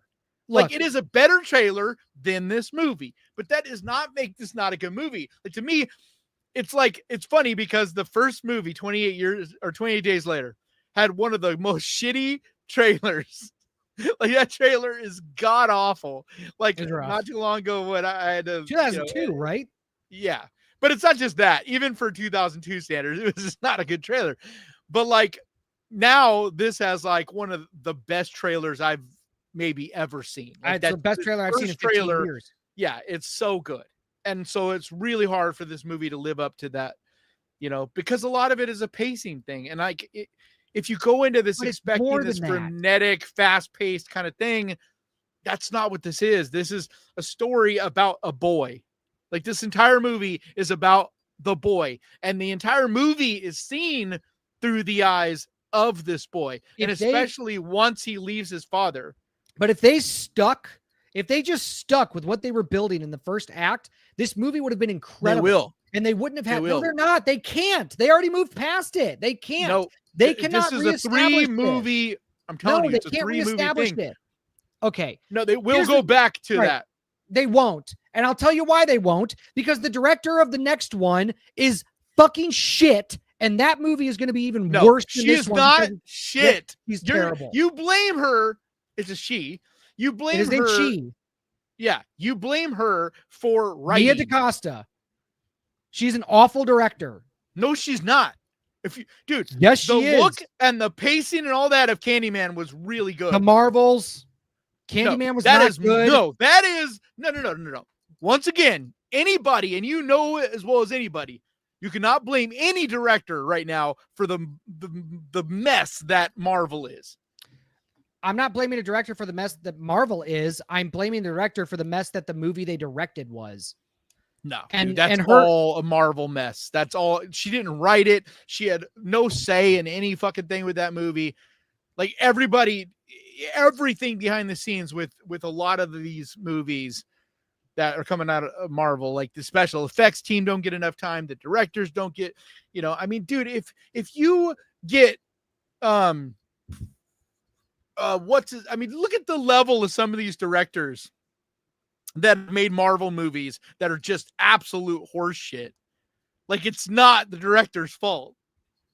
Like, you have some like world-class directors that can't. I mean, dude, fucking James Wan, like this movie is a mess, dude. That last one he did, the Aquaman 2 or whatever, is horrible. Yes. And yet we know James Wan is a damn good director. Okay, so you think 28 years later, The Boneyard is going to be Nia DaCosta's good movie? Yeah. So because she has three. She has for three one, it's going to have a cohesive. And this one's going to be better. Danny Boyle and Alex Garland are who are making these movies. She is stepping in to basically be Alex Garland or Danny Boyle's hands, because he is having to work on this one, finish this one, and then start work on the third one. Dude, okay. But it's still written by Alex Garland. All these are written by Alex Garland. Okay. And I think we're going to get a full story arc. I think, like, how are you going to go? So you've already. I think this what is I'm one trying of those to say movies, is, and I might be wrong. I'm not saying I won't be right, but I think ultimately this movie is kind of like the last Halloween series, right? The trilogy. The first one was really good, but it was only as good as the next 2018. two. And the next two were just absolute garbage. And so now, unfortunately, that first movie is just, you can't watch it without being like, God, you know what I mean? And like, that could be the case here. Like, the next two could just be shit. But I think if it is what I think will happen, I think this movie is going to be elevated by the next two, because there's going to be a lot of things that weren't fleshed out in this, because it's focusing on the boy, saying that this movie is and going on to be him introducing you to the world. But later on, we're going to get more, because we know for a fact that Jim from the first movie, we know he's in the second one, Cillian Murphy, and that he plays a really important role in the third one. It's like, we already know this. So like, there's obviously some shit that happens if he is a major role in the third one. We know that the people you're introduced to at the very end, the people that everybody's like, what the fuck? We know they play a big role in the next movie. And okay, now that we're in spoiler territory, the ending of this movie is super weird. And I understand everybody being like, what the fuck? I was like, what the fuck? But I knew that there was more to it than what I was seeing on the surface. It's one of those where it's actually pretty deep, pretty powerful, and extremely dark. because those characters are based on Jimmy Savile, which when the time that this first pandemic broke in the first movie, right? Jimmy Savile was like literally their Elvis in the UK. He was like every boy, every kid, girl and boy looked up to Jimmy Savile because he did Jim Will Fix It. And so he made all the little kids across the UK's dreams come true. They would write letters into him and he would grant their wish on his TV show. And he was like as big of a rock star as you could basically be in the UK. We don't know who the fuck he is because the internet didn't exist back then. And we didn't know much of what was going on in the UK. You know what I mean? It was like its own country, but he was a huge star. And then in the 2000s, we started hearing more and more they started hearing more and more whispers about possible problems with Jimmy Savile, that he had been doing some shit to kids. And then after he died, more and more investigations were done and more was unearthed to the point where they found out that they're saying hundreds of victims of child misconduct, thousands of them, dude. Like there's a documentary on Netflix that is great, super, super good. And so the guys at the end of this movie are dressed like Jimmy Savile because the character at the end of this is Jimmy from the beginning of the movie. And he lost his parents immediately. And so who he looks up to is who at the time he was looking up to, you know what I mean? And that's Jimmy Savile. So he emulates this group of people. And the idea, at least most people think, and I agree, is that going forward, this group of Jimmys is based on the Jim Will Fix It concept. And so he's got this group of people together that all call themselves Jimmy, and they all wear the Jimmy Savile outfit, and they look at themselves as like superheroes, like we're going to fix society. We're going to kill all these zombies. We're going to fix the UK. But I think it's going to be super dark in that second movie because I think they're going to take advantage of this boy. I don't think they'll go sexually taking advantage of him, so to speak, but I think it's going to turn out like we're seeing more and more that there's, like, for instance, through a good chunk of this movie, you think the doctor at the bone temple is a weirdo and a freak, right? And then not really. They tried to frame him as one, but I didn't think he was. I didn't either. I'm not saying you're supposed to believe that. I'm just saying you're introduced to him as being this weird, freaky, scary guy or whatever. And he looks scary when you first see him and all that. But then you find out the reason and what he's really doing and all that. And he's not scary. He's not the bad guy. And it's because this whole movie is seen through the eyes of a boy. And so he is learning. He's learning as he goes. He's learning how to fight. He's learning who to trust, who you can't trust. The people that look like on the surface they're the good guys might not be, and vice versa. Just like with his dad, who he thought was like a superhero in the beginning of the movie, and then realizes he sees his dad doing stuff and realizes that his dad, he thinks of his dad as the bad guy now, who isn't helping the mom. And now once he gets to the doctor and realizes the mom's fucked, and that the dad is basically drowning his sorrows and can't deal with the mom because he has nothing. He's helpless. He has no doctors, nobody that can help the mom. He knows because he's old enough of a world where there was doctors. So he knows the mom's dying, but there's like nothing he can do. And so it's like, it would have been really nice to have seen that in the movie. It's in there. How do you think I came up with this stuff out of thin air? Yeah, it sounds like you're writing the movie for it. No, it's there. You just didn't follow all this. No, I didn't see it. It was not on screen. What was not on screen? We didn't get to see the dad's depression. Like Jimmy Savile. We didn't get to see. No, I'm talking about the dad and what he thought about. The only thing we got to see from the dad. No, but you're learning that you're learning it through the boy's eyes, because at the point where this movie leaves off, he still doesn't see the dad like he eventually will. That's what I'm talking about. Like, this whole movie is that boy's journey of discovery and learning. Yeah, and he's gonna at a point, probably in the next movie, realize the dad's not a bad guy. He's just human. Yeah, and I'm still not letting that pass, that this movie needs to be supported by subsequent movies. That's bad writing. That's bad filmmaking. It's one story. Doesn't matter. Lord of the Rings is one story. Each movie stands on its own. No, it doesn't, dude. Yes, it does. It You absolutely say does. that you're seeing all three. That is not, you can't even do that because you don't know a world where there's only one Lord of the Rings. All three movies stand on their own. Dude. They're not supported by each other. Oh, fuck. What the fuck? There's a bug in here. Sorry. But those were pretty separated too. It wasn't like a 6 month apart thing. This is doing, it was a year. They each came out. but this is doing what we saw with X and Pearl, where they're made at the same exact time and they're meant to be like a part 1 and part 2. It's an experiment and it may not work, but if the second one comes out and answers a lot of the questions that you were posed in that first one and you see it now as one picture, then this movie will work better.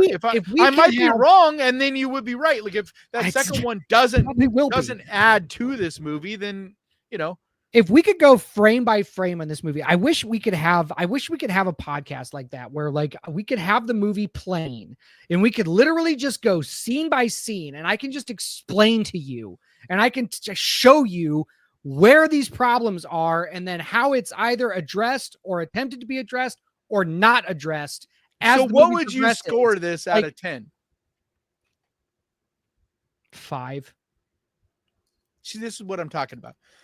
But like you lose credibility when you do that, man. How do I lose credibility? Because then you go and see a movie like Jurassic World. I am so consistent with all of my critiques. What did you give Jurassic World the last one? You can go back to any review that I've done and you will see that I critique each movie on the same standard. But I do not ever you change my this standard. Movie on the level of a 5 because what are other movies that you would say are a 5?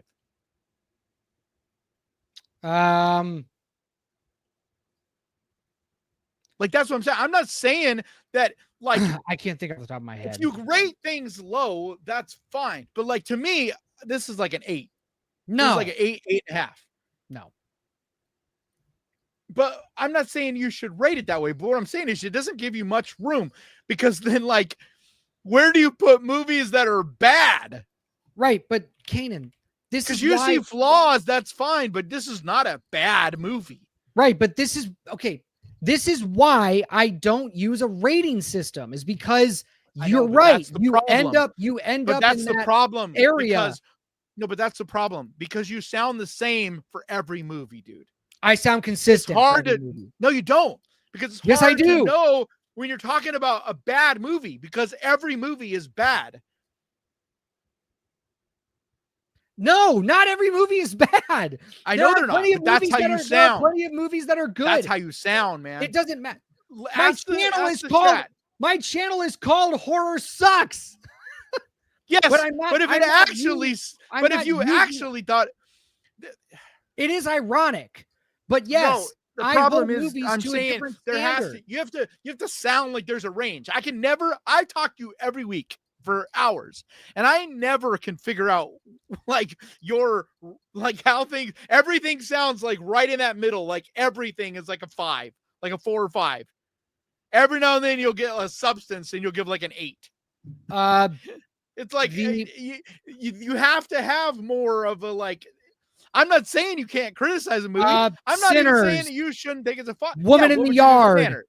What did you give Woman in the Yard?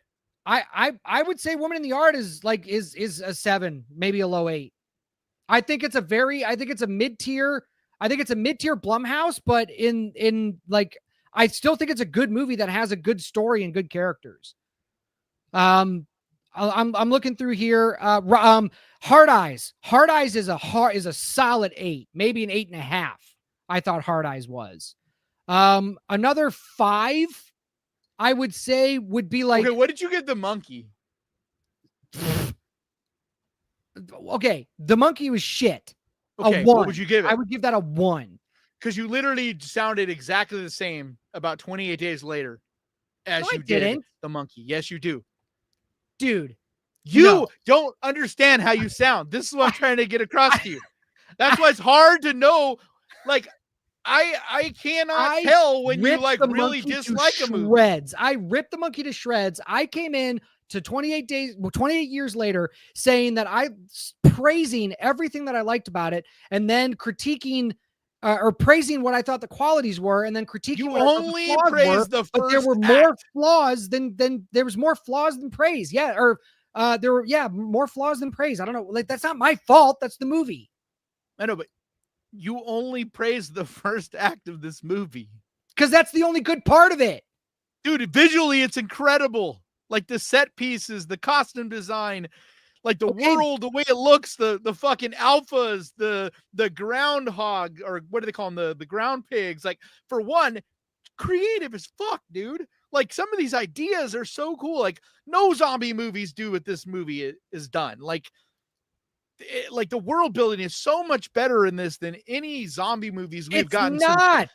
Yes, it is. Okay, when was the last time we got a creative world building idea in this zombie movie? Awful. It is awful.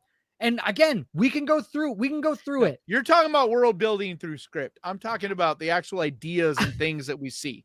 The different types of zombies, the way they've mutated to survive in this landscape, the way the landscape itself looks, the way people have learned to survive in this. The idea that the rest of the world has quarantined off Great Britain and literally patrol it with ships, and anybody that sets foot off of it, or as soon as you set foot on it, you're fucked. You're stuck. Stupid. Nobody will let you off. Like, that's stupid. Cool ass ideas. Why wouldn't Russia or China or the United States just carpet bomb Zombie Island and take it over for the resources and the strategic position? They explain why. No, they didn't. All they said. Are you kidding me? They said because they're researching it. The only. How? They don't let anybody off. They don't send anybody in. Those soldiers weren't supposed to be there. No, dude, they're doing tests and researching on it. Where? How? We don't know that yet. We just know that that's why they didn't.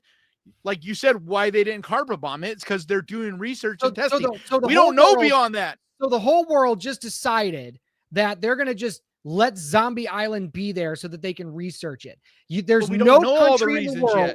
There's no country in the world that would go in and just carpet bomb it. Every movie to treat you like you're a moron and hold your hand. No, I'd rather they not do that, but I'd rather they take some care. Like, what's the point in making? Why would they ever make more than one movie ever in the history of mankind?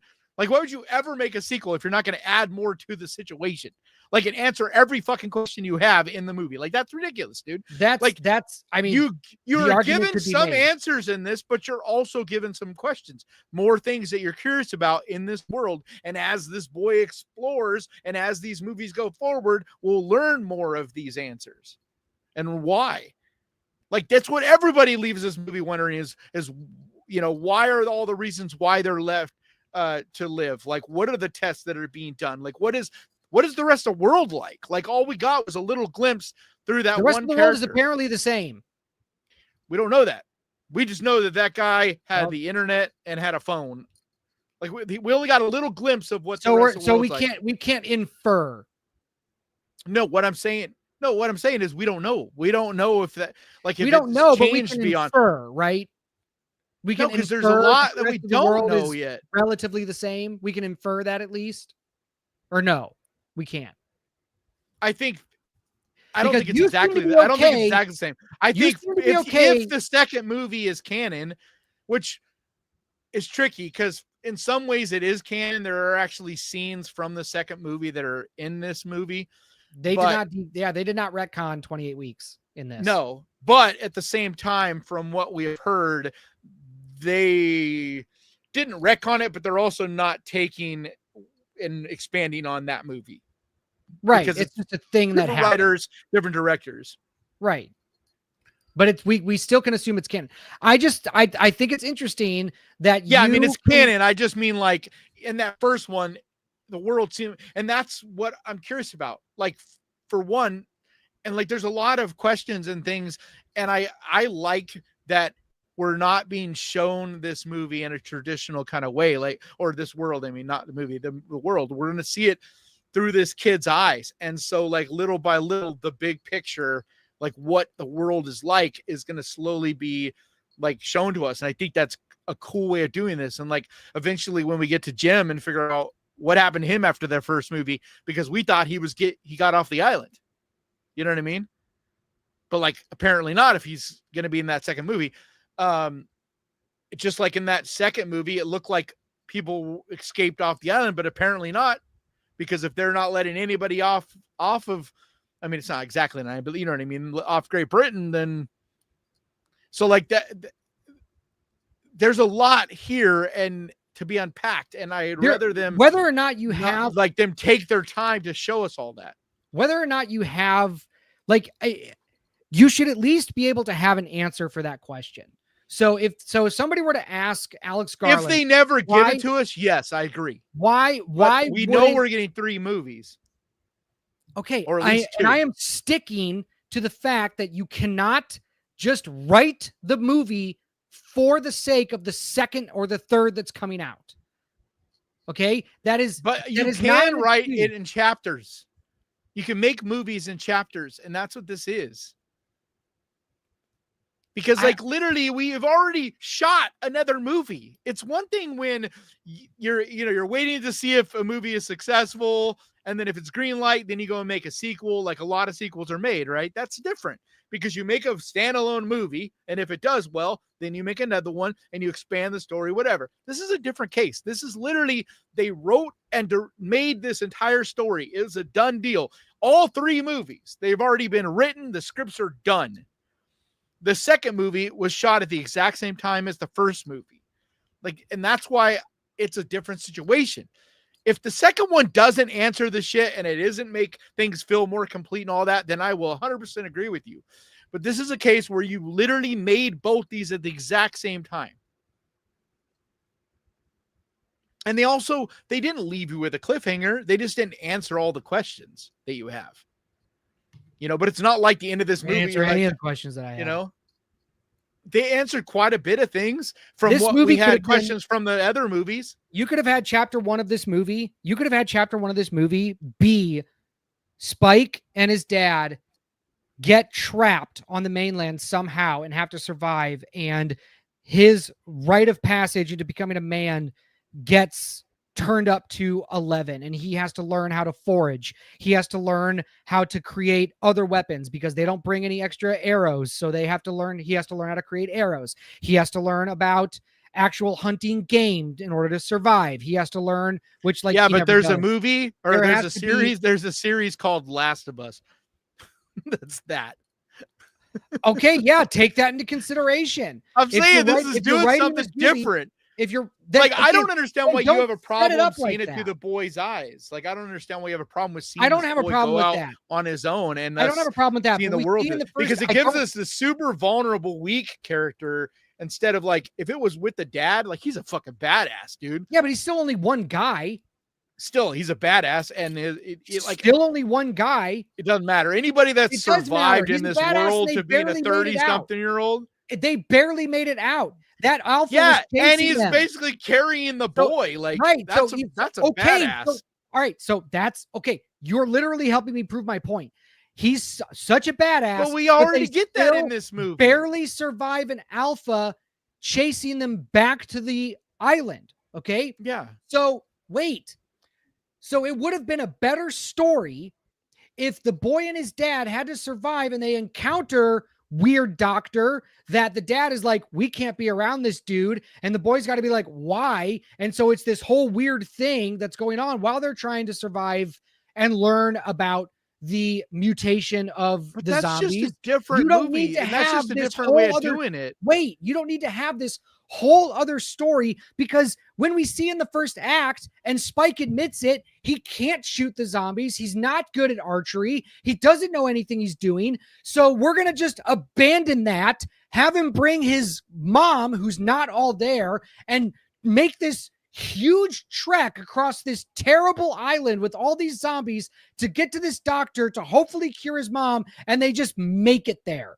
It's literally the cycle of life. Like most of us, or a lot of us, where you're like a teenager and you go and make stupid ass mistakes because you don't trust your parents. Like how many teenagers end up moving out on their own way too young and practically die or starve or whatever in the world because they see their parents as flawed and this, that, and the other and hate their parents and all this shit. And then you realize and look back, you're like, fuck, dude, my parents were just humans, just like I am, and made mistakes just like I do. Like, that's literally this story here. You don't, yeah, but you could, everything you're saying you could have done if they just would have I'm not stuck with saying the Act 1 storyline. I'm not saying you couldn't have done it. So that's my critique. That's my critique.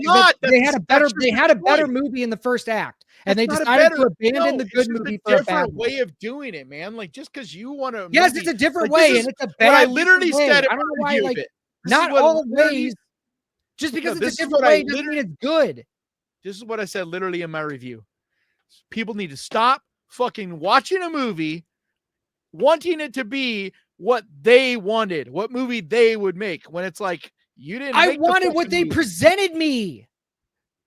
No, you didn't. They started you went in with expectations. I was like, this is you had great. Already created a movie in your head. No, I didn't. I literally didn't. They gave me the first act, and I was like, I even warned you. Let's do this. I told you this movie was going to. I wish you wouldn't have, though. I wish you wouldn't have warned me, because that actually, your warning when you said go into this without any expectations, that gave me anxiety that this was going to be bad. So don't do that again. Don't do that again. Just let me go into the movie. You would have hated it more. I don't think so. I think I would have had the same opinion, because I wasn't even talking about that. I'm not even talking about that comment. I was talking about when we saw the trailer and I warned you. I'm like, you're like, dude, this movie looks. I'm like, I'm telling you, dude, the movie's gonna disappoint you. I'm like, I'm gonna love it and you're gonna hate it. Like, if you go back and watch our podcast, I don't think you said I was gonna hate it. I did. I said you will not like this movie because it's not going to be what we're seeing in this trailer. Yeah. It's like, that's the problem when you set the bar so high, man. There's only one way to go. And that's the problem. This trailer hurt the movie actually more than it's helped it. But it didn't have to. This could have been a great movie, is what I'm trying to say. This could have lived up to the trailer. It had the bones. It had the bones in 20 years. Trailer.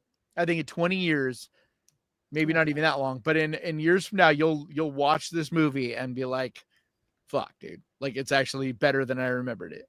Okay, we'll see. Well, I'm supposed to say that about a lot of movies. You said I'm supposed to say that about Lisa Frankenstein. I'm supposed to say that. No. I never said that. I did not say that about Lisa Frankenstein. Oh, yes, I never said you'll like it. You said Lisa Frankenstein. No, that's not what I said. You said exactly. I didn't say you'll like it. I don't think you'll ever like Lisa Frankenstein. I just think it's a movie not made for your like what you like. Oh my God. But I know for a fact it's going to be a cult hit. It's very much like those 80s movies where, I mean, it's like the first one of what's her name that wrote, or that wrote Lisa Frankenstein, Jennifer's Body. It's the exact same as that. Like, when that movie came out, everybody hated it, talked so much shit. Not everybody, but a lot of people hated it, talked hell of shit about it. And now all of a sudden it's got a huge cult following. People are like, fucking brilliant movie. That was literally ahead of its time. Like, people didn't get this movie back when it came out. Like, there's a lot of movies like that. And part of being older is you can kind of see that coming.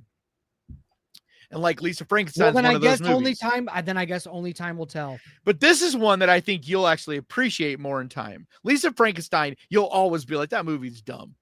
It's just not my thing. Do you want to get to some comments? But that's different than a cult following. So, is anybody left that hasn't seen it? Like, if we I don't know. Last thing. Okay. The ending. The other thing I didn't mention about the ending is the reason it's shot the way that it's shot is it's through the boy's eyes, because he's supposed to be like enamored by the Jimmies, right?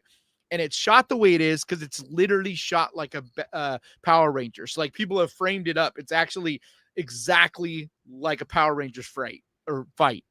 Like, same moves, same way the camera's done, all that. And if you remember, in the very beginning of the movie, he has the Power Rangers figure and he goes to put it in his bag and then decides to leave it behind. And that's a metaphor for leaving, but that's a metaphor for leaving his childhood behind.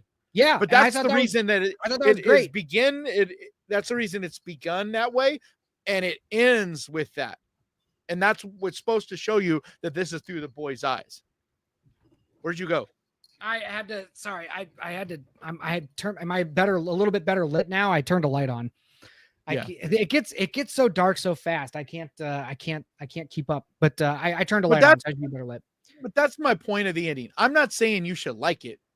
I'm simply saying it's a choice. It's a creative choice. It's not just bad or weird or whatever. There's a reasoning behind it. There's a lot of layers to this movie. It's written by older guys that are extremely smart, and there's a lot of layers here.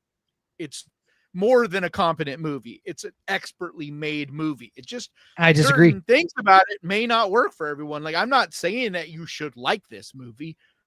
It's just you make everything sound bad, and it's like, dude, there is a thing called nuance that I feel like your reviews and the way you see movies, you don't leave a lot of that like nuance area. You know what I'm saying? It's like black or white with you.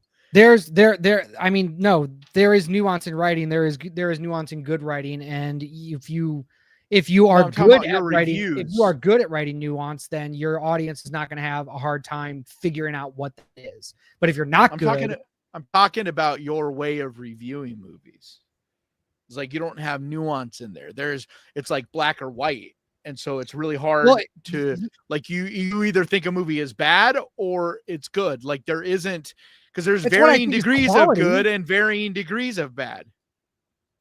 Like, I recommend movies all the time that a lot of people are like, dude, that's a bad movie. And I'm like, yes, but it's still entertaining. Like, you know what I mean? It's still worth watching. Like, there's varying degrees and, you know, no, I'm not saying you should do it how I do it. What I'm saying is there's varying degrees, and you've agreed with me on this. Like, there's different levels on what's good and different levels on what's bad. There's different levels of what's good based on the type of movie it is. So, like, this movie should be criticized on a level. Like, for instance, if you're like bad special effects or this, that, like, this is a big budget movie, so you expect the ultimate from it. So if there was like, it's like the Jurassic World movie I was talking about, like, there's amazing CGI in it, but then there's also some scenes where you're like, what the fuck, dude? Is this like the 1970s? Like, you could see that the background behind them is literally just green screen, and there's like, it reminds me of those old 70s movies where you could tell the characters were like cut out and like put in front of like a fucking, you know what I mean? And I'm like, and if this was a low budget movie, I wouldn't knock it for that so much. But when you're talking about a $150, $200 million movie, I'm going to criticize it for that. And like, when it comes to stories, like, you got to have the nuance in there. It's hard to know what you think of stuff. It's either good or bad, and it's not. There's sometimes movies that I explain why I think it's good or bad. But I explain why I think it's good or bad. But there's not. I provide evidence and I provide arguments for all of my critiques. But it's hard to ever tell when a movie to you is a 5 or a 6. Good. Because if you're going to watch my review, if you're going to watch my critique of a film, that's supposed to give you knowledge to make a decision on whether or not you want to watch this movie. How would they? If they listen to you talk about a movie, and when you're talking about a movie that you think is a 5, and it sounds exactly the same as when you're talking about a movie that's a 1, how is anybody going to know if it's worth, like, if I recommend watching it or not? That's the only thing that I can do. That's the only thing. You're hard-headed. I don't know what you want from me. That's all. All I'm doing is providing. I'm saying, like, you got to have some nuance in there. Like, you got to, like, when you just simply say something is bad. I don't. I literally, Kanan, 15 seconds ago, I said that I provide receipts and I provide arguments for why I think something is bad. That's simply talking about elements that are bad. Like, I'll take a movie, right, and I'll be like, there's elements that are bad or not that great or whatever, right? But as a whole, the movie is either good or bad, or, you know, it's okay. It's worth seeing, just not, you know, spending $20 to go see it, or, you know what I mean? There's different levels to movies. Like, just because there's bad things in it doesn't make it a bad movie.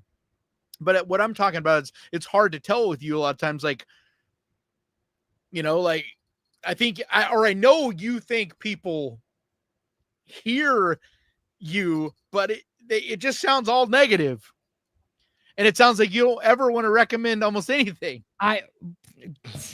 I mean, if you watch my reviews, there's plenty that I do recommend. There's plenty that I praise. There's plenty that I say that you should watch. And I even here a perfect example I think is Werewolves. I don't think that there was such trash, dude. Like I do not. But I would still recommend watching it. So, but I don't understand anything about why you would recommend that movie. Watch my review. Like it's a low budget. It's a low budget, so I'm not going to hold it against it. The effects don't look great, but I mean, like the writing is. I would recommend. It's like one of the worst written movies. And I've seen a long time. It's not good, but I had fun watching it. There was a smile on my face the entire time I watched that movie. So I would recommend it. Same thing with Final Destination Bloodlines. There's so many problems with that movie, but I would recommend the fuck out of it. I think people should watch Final Destination. I think it's the best Final Destination. But that's not what I'm even talking about. I'm not even talking about like that there's anything wrong with you not liking a movie or not recommending a movie. There's nothing wrong with that at all. I don't think you should recommend I don't think anybody should or shouldn't like 28 Years Later. It's like everybody's got their own, what they like. I think there's certain elements that I feel like some people are not understanding and they're off base on some stuff. And I think some research and clarity, especially for people that review fucking movies. Like, I feel like there's a duty we have to a certain extent to understand what the fuck we're talking about. And like, sometimes if we're in the dark on something, like I was talking about with the ending of this movie, like I respect, we watch a movie, Mike, a lot because he actually did a review and was like, I love the movie. I thought it was fucking like almost a 10. He loved it until that end. And then he's like, that ending was one of the worst endings I've ever seen. Like I hated that ending, like went off on it. Right. But when he made another video after he learned and researched it and understood who Jimmy Savile was and like that whole story and what the ending meant, he's still like, it's still weird ass fucking ending. I still don't really like it or think that they needed to do what they did. But he felt the like duty to let the audience understand and also give clarity on that. It did make him see the movie a little different, did make him understand and see that ending differently. And I respect that. Like, I feel like we have a duty if you're going to say that that's what you do. I think, I don't know, man. I think too many people think, oh, you could just grab a microphone and just talk about fucking movies. Like, there's got to be a certain standard. I know, but there should be a certain standard, especially once you have an audience that, like you build a trust with them because they know that you're not just some jackass talking shit, but like, you're trying to give more than just an opinion. All right. Yes.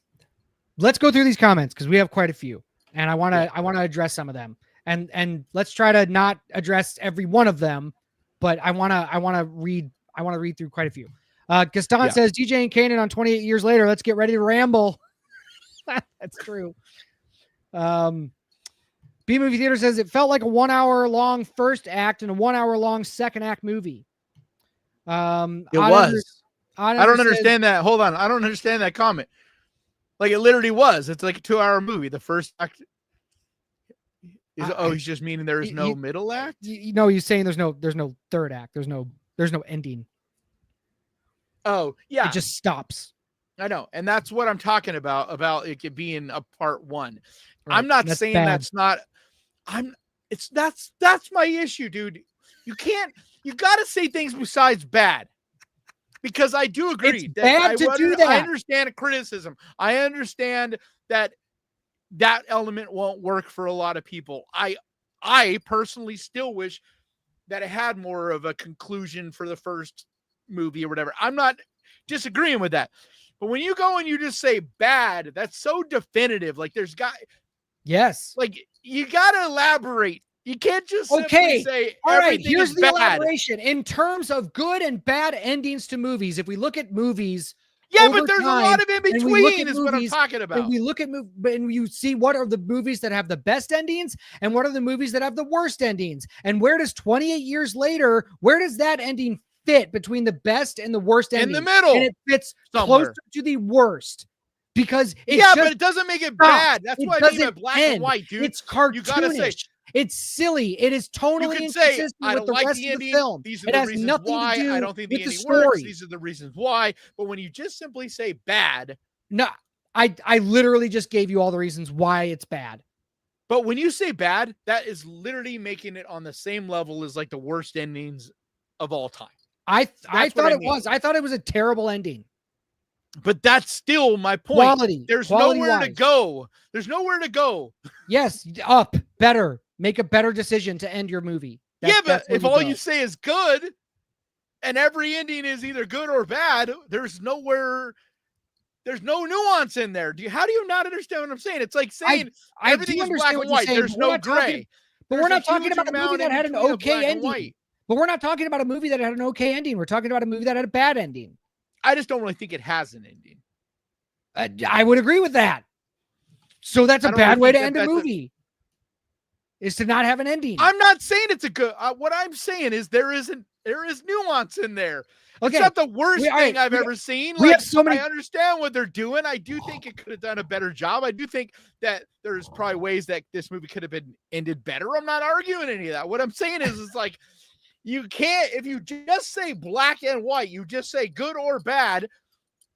And if someone hasn't seen the movie and you say there's a bad ending, that means it's like on the level of, I don't even know what the worst ending of all time is, but like, you know what I mean? Like you're literally putting it on that same level because you're not, think about that. There's no nuance in there. Like, what's the worst ending of all time? That would be interesting to like research. All right. Odd Ender says one of the worst is what's it called?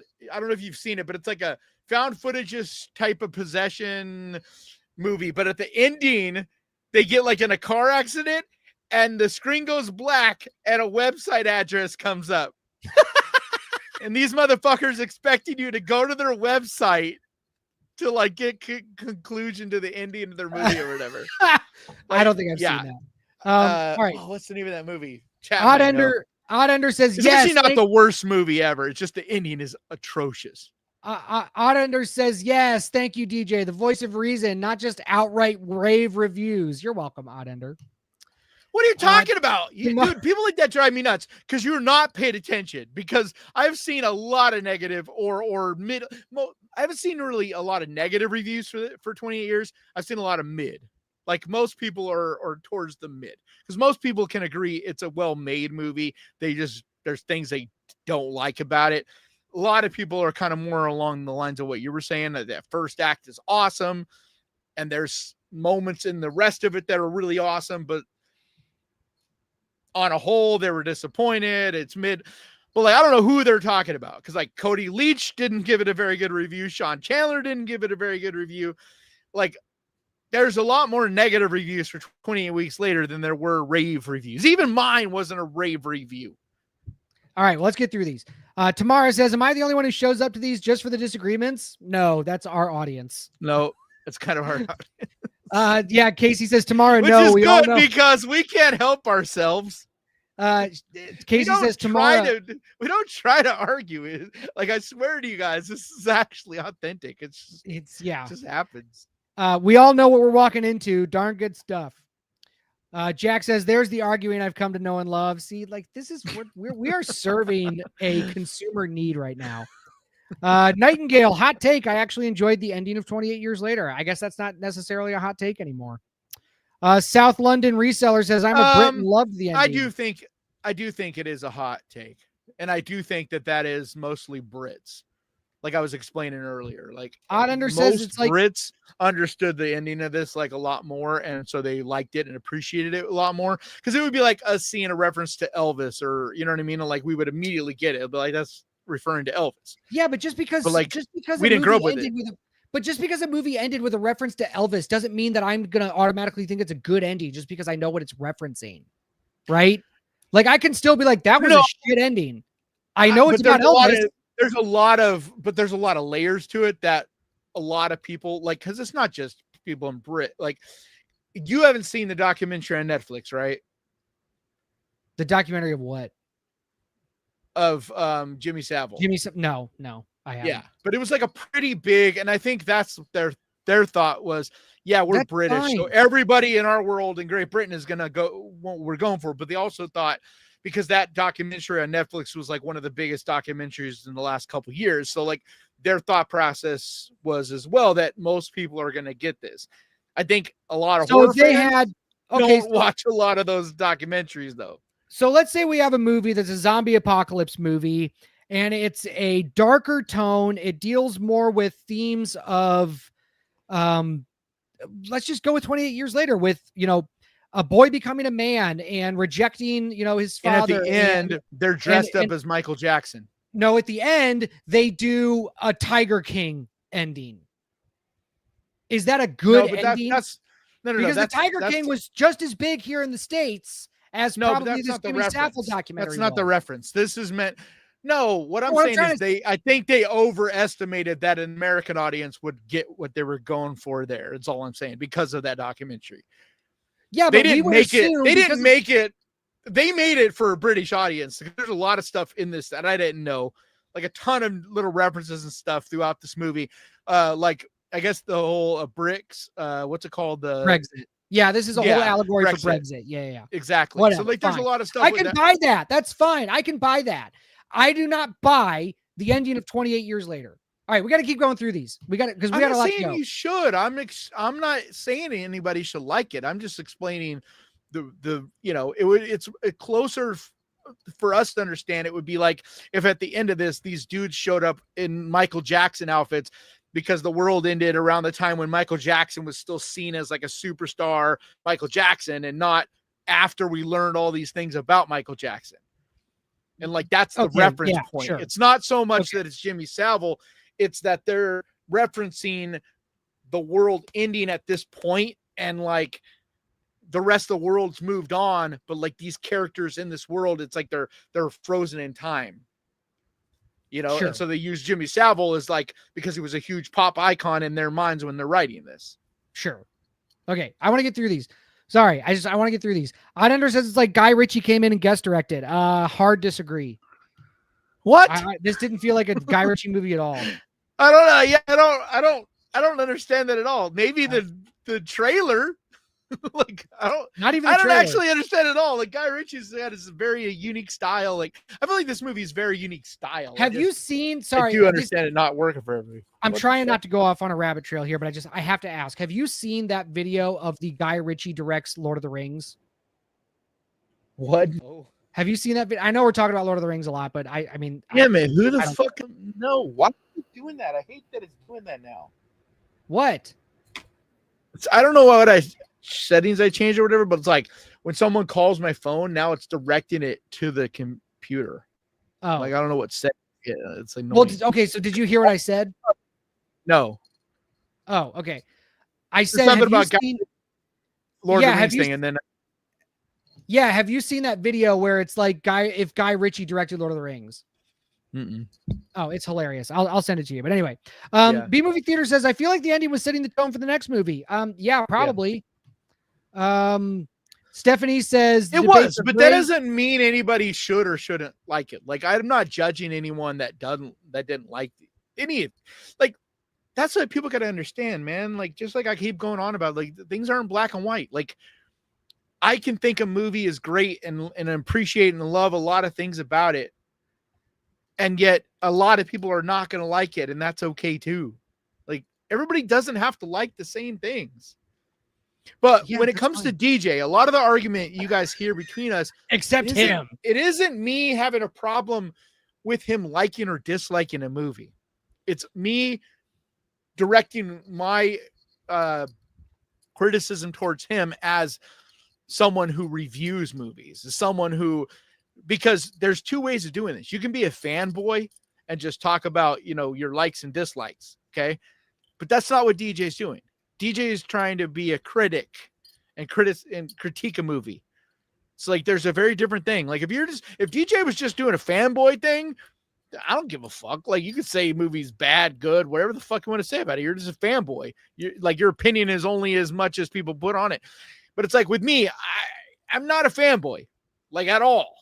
Like I don't go waiting autograph lines. Like I'm very much not a fanboy. I care about art and the art of it. I could give a shit about any of the people. Like that's not me. I'm just not a fan kind of guy.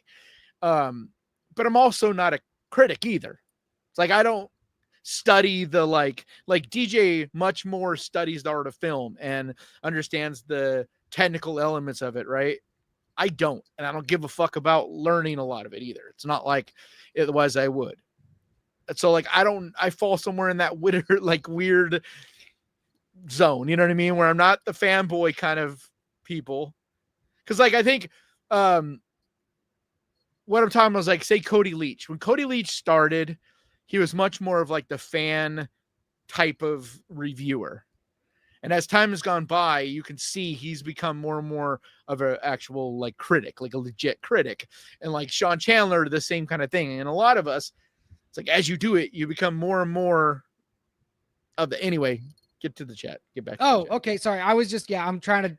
I know. I'm sorry. I started it as you're talking. So sorry if I didn't read your comment, but I did put it on the screen. Vorpal, I love Vorpal's. I love his comments. It just make me laugh. Pull your head out of your arse and make a common man's ending. Vorpal. That's not what DJ's saying either. That's not what I'm saying. B Movie said, I didn't know it was going to be a trilogy before watching the movie. Glad I avoided spoilers. A lot of people didn't. That's also why I keep saying that and bringing that to the people's attention, because not enough people realize that this isn't just going to be a trilogy. Like the second movie, it's already shot. It literally is already coming out in January. So like it's one of those where it may not answer and might not complete the picture like I think it will, or it might, but I feel like we got to wait and see a little bit before we cast too much dispersions on this movie, because we might get more of the father-son dynamic. We might get more of the zombie action or whatever it is you're wanting. It may not be, but you might also get that in that second movie. I think we're going to see a lot more zombie killing. I think that we're going to see a lot more of that in the second one. B Movie Theater is showing some love to Seiya, moderating the chat. Oddender says, I'm still down to see where it's going to go. Definitely curious. Then we're talking about spoilers. Yeah, spoiler alert, spoiler, blah, blah, blah. Let me see here. What does it say below your name? It says spoiler. No. Yeah, what is it? Horror sucks. Oh, okay. Because mine doesn't say anything. B Movie says it's hard. It's one of those movies that's hard to talk about without spoilers. All right, let me get through a lot of these. Go DJ, go. Thank you. If you're British, you understand the damn ending, says Citizen Sleeve. That's okay. That's fine. I don't think nobody was arguing about that. Vorpal, in simple terms, it's a stupid zombie movie. I don't think it's stupid. It's not though. Well, and it's not that at all. And there's a huge amount of people that are disappointed because of that. Right. I think a lot of people went into this to see a zombie movie, like an action-packed, gross zombie movie, and it's not. This is much more like, and I'm not saying it's on the level, so I'm not saying that, but it's more like a Dawn of the Dead type of deal, where there's a lot of political things, a lot of emotional things. Like, I'm not saying it. I just said it. I'm not saying it's on the level of those. I'm just saying it's more like that, where it's dealing with a lot more than just simply the infected zombies. It's not a monster movie. It's definitely one of the most divisive films of the year. John Connor says, man, everything seems to be divisive now. John Connor says, I will agree that the infected are zombies due to they are just focused on destroying and infecting anyone they come across. Definitely not traditional zombies, as they aren't reanimated corpses. True. Yeah, but 28 days later kind of changed. 28 years later did a lot of damage. Yeah. Well, but it changed what we see as zombie movies now. Like brought in that, because like there's the sick or infected type of zombie is now, like, we see a lot. I mean, like the whole, like, there's a lot of different franchises now that have it, like, there's a bigger picture to the zombie thing is all, you know what I mean? Yeah. Like there's the sick type of zombies, and then there's the brought back to life type of zombies, but they're all kind of now seen as zombies. Yeah. B Movie Theater says, I want to know more about how the zombies' dicks got so big. You want to hear something about it? So they had all of the dicks Sorry if this is bad news to some of you. All of the Yep, dicks in all that movie are prosthetic. prosthetics due to child labor laws. Child labor which, laws. Yep. Thank God. Yep. But like, because I was wondering how they were getting away with that. Me too. And Me but too. they're all Well, prosthetics, which I like, kind of figured some of I them don't know were what the fake difference is, but, because like, the alphas, those things were enormous. Like I was like, there's no way there's actually a dude with a dick that big. I know, man. They were so Because funny. I also don't think that those guys are that big. You know what I mean? Like the way they shot it, I think there's a lot of forced perspective. Yeah. And like those guys are really not that much bigger. Like there are scenes where there's definitely a giant, like a guy, 6'10", 7 feet tall, Sure. whatever. Yeah. But they're like 9 feet tall. You know what I mean? They're like enormous.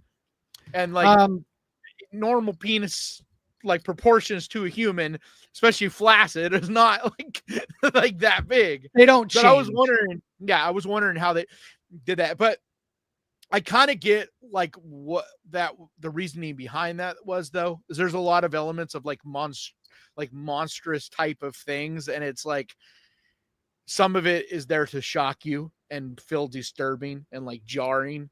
But also if you watch this movie again, because like I watched it a second time, and you think of the whole movie as being seen through this boy's perspective, you'll see the movie dramatically different.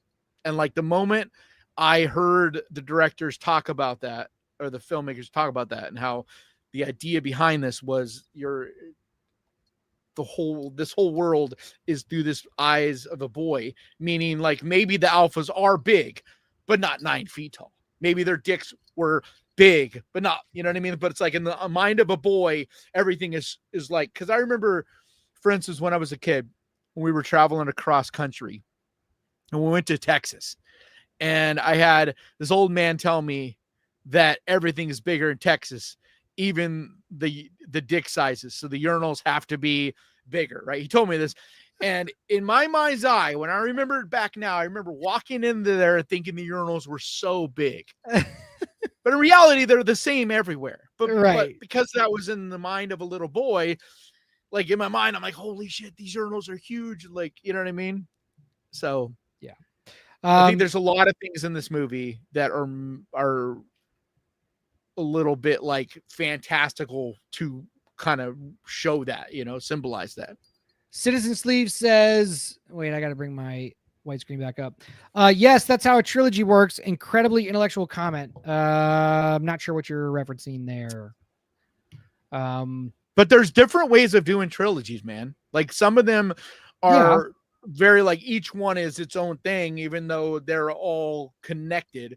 Some of them are done more as like a chapter situation. You can have an overarching story. You can have an overarching story in a trilogy, in a movie trilogy, and still have each movie in that trilogy hold up as its own movie. It doesn't have to. I'm not saying you're wrong. It can have different story elements. I'm just saying it can have references, but it has to stand on its own. Like it has to, or else it's a bad movie. Like, and there's plenty of examples of trilogies that do that. I think if this had been called 28 Years Later Part 1, people would see it way different, including you. Maybe, but not really, because we also knew Dune was Part 1, and Dune Part 1 holds up by itself, and Dune Part 2 holds up. If you rewatch Part 1, brother, it literally is a cliffhanger ending. I've seen Part 1. A cliffhanger. Doesn't matter if it's a cliffhanger. It's still if they never made a sequel to that movie. Film. It's a whole film. But yes, it is. If they never made a part 2 to that, it would, dude. If they never made a part 2, like if you watch that movie and think about it as in they never made another one, like they didn't get funding and never made a part 2, like it feels. I would be disappointed, yeah, but I would still be satisfied. But no, it feels super incomplete. I would feel satisfied. I would feel like, yeah, there should have been another movie, but this is a fine ending. You would. For what, have you watched the first movie, the original Dune? Oh God, yeah. Lynch's movie? Yeah. Yeah. I mean, it's like, what about it? I'm just saying, like, I rewatched both Dunes back to back, and like that, like a few times. And I'm telling you, that Part 1, just like Part 2, like Part 2 is a little bit better at leaving you in limbo, but that Part 1 super in limbo. Like if they never got funding to make a second movie, and I think purposely Denis Villeneuve purposely made the movie that way because he knew that financial backing would be easier to get if you're like, so you're just going to let this movie hang like this and never make the second part of this. I'm not saying it's the way you should have done it or whatever. I'm just saying it's a choice. And I do think once we see the next one, it'll feel more, and I think they're going for, all I'm really saying is I think that they're going for more of a chapter type of situation, like a book chapter, because that's been a popular thing. Like we saw that with, the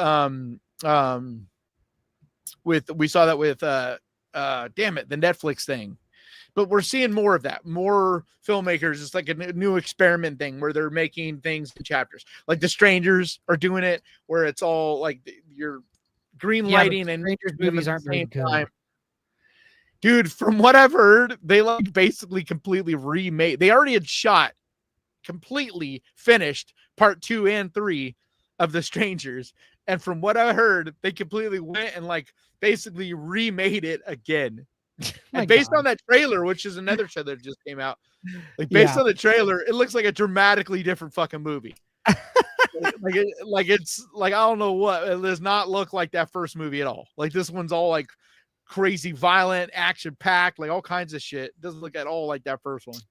Vorpal says, bottom line, is 28 years better or worse than Dawn of the Dead? I would say it's worse. Dawn of the Dead? Are you kidding 2004, me? 2004, yeah. Dude, that's one of the best remakes ever made. Like, that's not even fair, dude. It's not a fair. Like it's not fair to compare 28 years later to Dawn of the Dead, 2004. No, as in like expecting it to hold up to that level. Like that's, people don't understand how hard it is to make like a great movie. I'm not saying it couldn't. What I'm saying is like saying that it's either there or not worth seeing. Like that's what drives me crazy. Like, do people want a world where we only get like perfect fucking art? So you get maybe one movie a year. Yes. Like I like to be entertained. I like to see multiple movies a week. I like to go see movies regularly. Like I don't care if they're all fucking perfect. Like it's just stupid. Like this, it's like the whole thing that's going on in sports. I saw someone talking about this the other day where it's like a ring or nothing.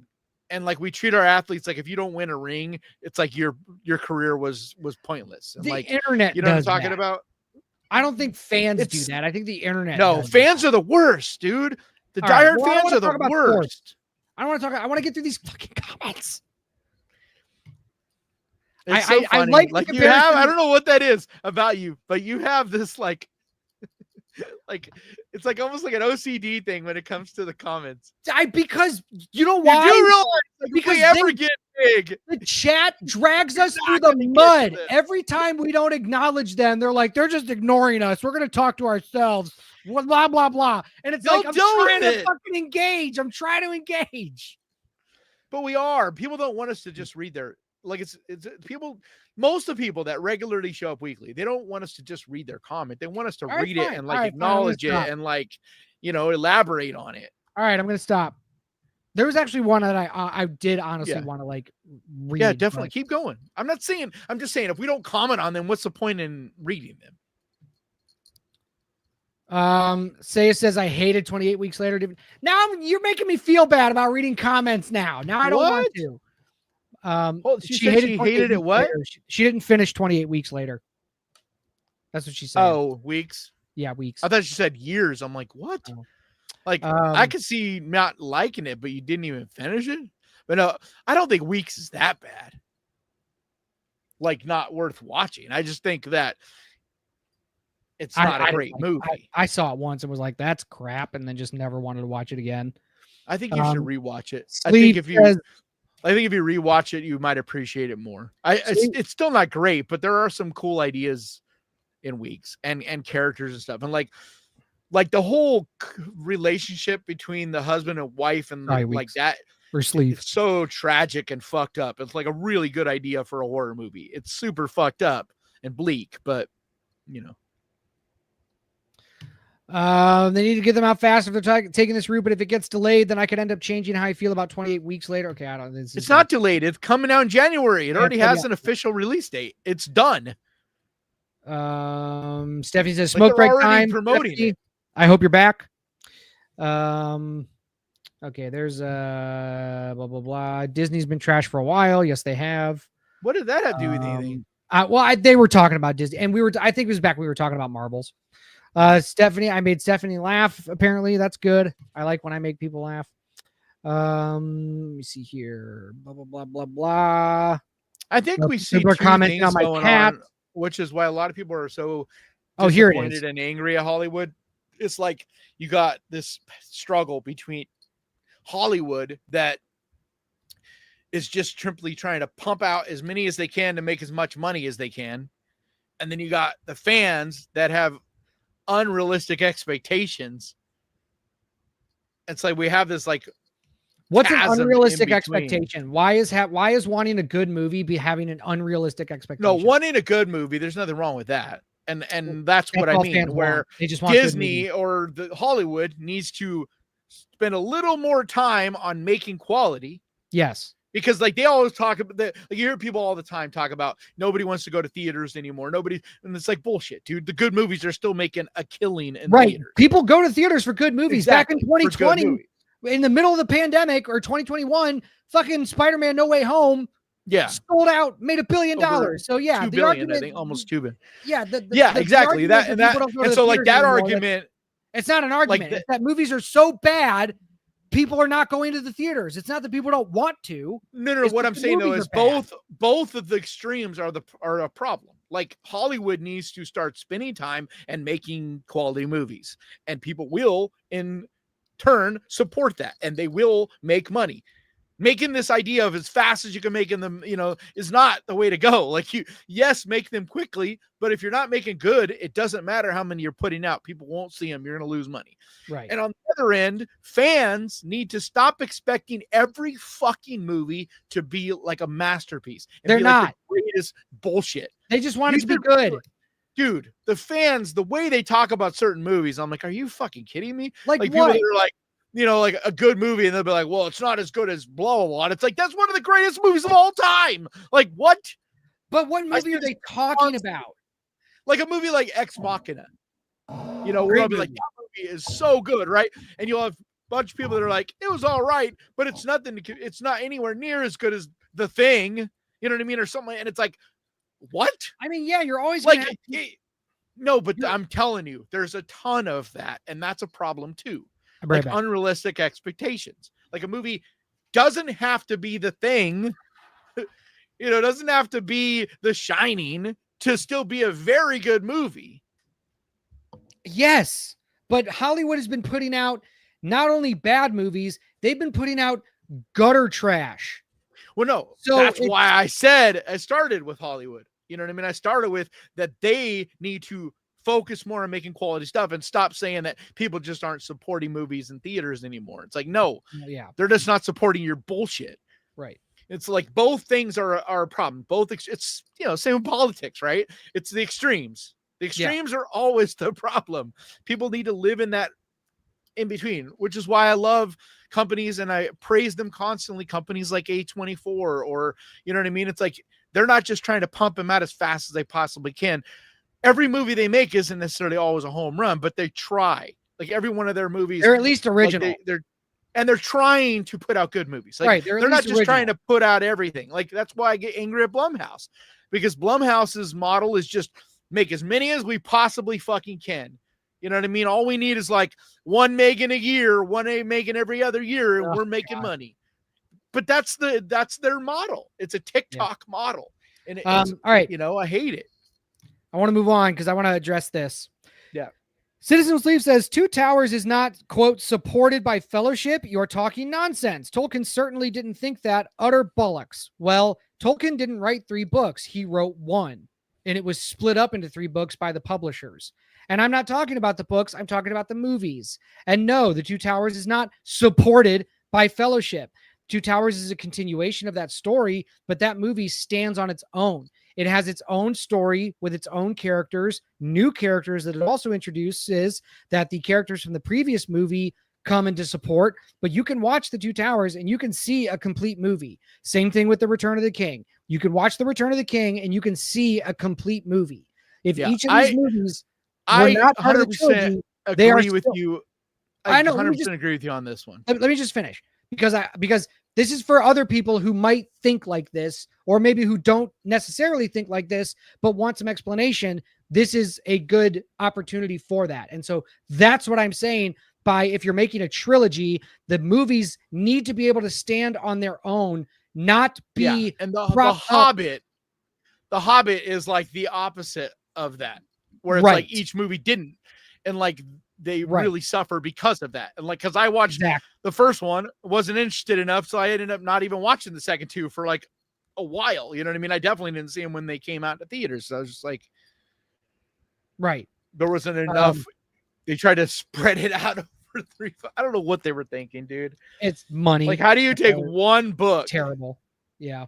That it's not even that long of a one book and make it into 3 fucking movies. Money. But that first movie was so slow, dude. It wasn't good. I had high expectations. It was not good. B Movie Theater says I'm not a fan of rating systems. You like systems. the series? What series? The Lord of the Rings series. Rings of Power? Yeah. Fuck no. No. I wouldn't wipe my ass with that show. I was wondering why it hasn't been more like, people aren't like all woo about it. Because it's dog water. Yeah. I don't like rating systems either. I don't use a rating system. Somebody says Woman in the Yard, I give a 6. But like sometimes I need to get sometimes when you're talking in a conversation, it helps to kind of understand where someone's at on it. But not really. Neither me or DJ ever use a rating system. Because this is the problem. Like, look at this. Citizen Sleeves, like mid-tier Blumhouse is now a 7 or an 8. What the fuck you on about? I don't know. That's why I don't use rating systems, because I think Woman in the Yard was a mid-tier Blumhouse, but in terms of quality, it's a better movie. Like, I don't know. Because I feel like mid-tier Blumhouse. But I don't understand that comment either. When you said it earlier, I wasn't sure. Because like mid-tier, when you say mid-tier, I'm like, okay, that's between a 4 and a 6. Like, that's mid-tier, right? I don't know. The middle of the pack, right? But then you say Blumhouse, and I'm like, what do you mean by?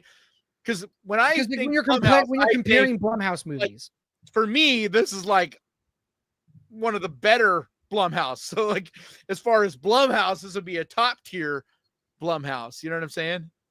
Like a 7 or 8 would be a top tier Blumhouse, right? Because I understand that comment too. But yes, that's why I fucking suck it, and that's why I don't. Because Blumhouse usually their movies lately have been like 3 or 4. Like, they've been just not good. Like, barely even worth watching at all. Vorpal says I like, which is what I mean when I talk about like there has to be a separation between bad and good. Like, because like you can't say, okay, a bad movie, Night Swim, and then another bad movie, Imaginary. Well, no, those are both like about the same, like both shit. Like, if I did a top 10 or 10 scale, it would be like 2 or 3. Like, they're not. I don't even think they're worth your time. Definitely not paying to see them in the theater. But then you have something that was like on the good side of Blumhouse, where you had stuff like Speak No Evil and Woman in the Yard. I felt like we're on the upper, like towards the upper, not the best Blumhouse has done, but definitely above their average.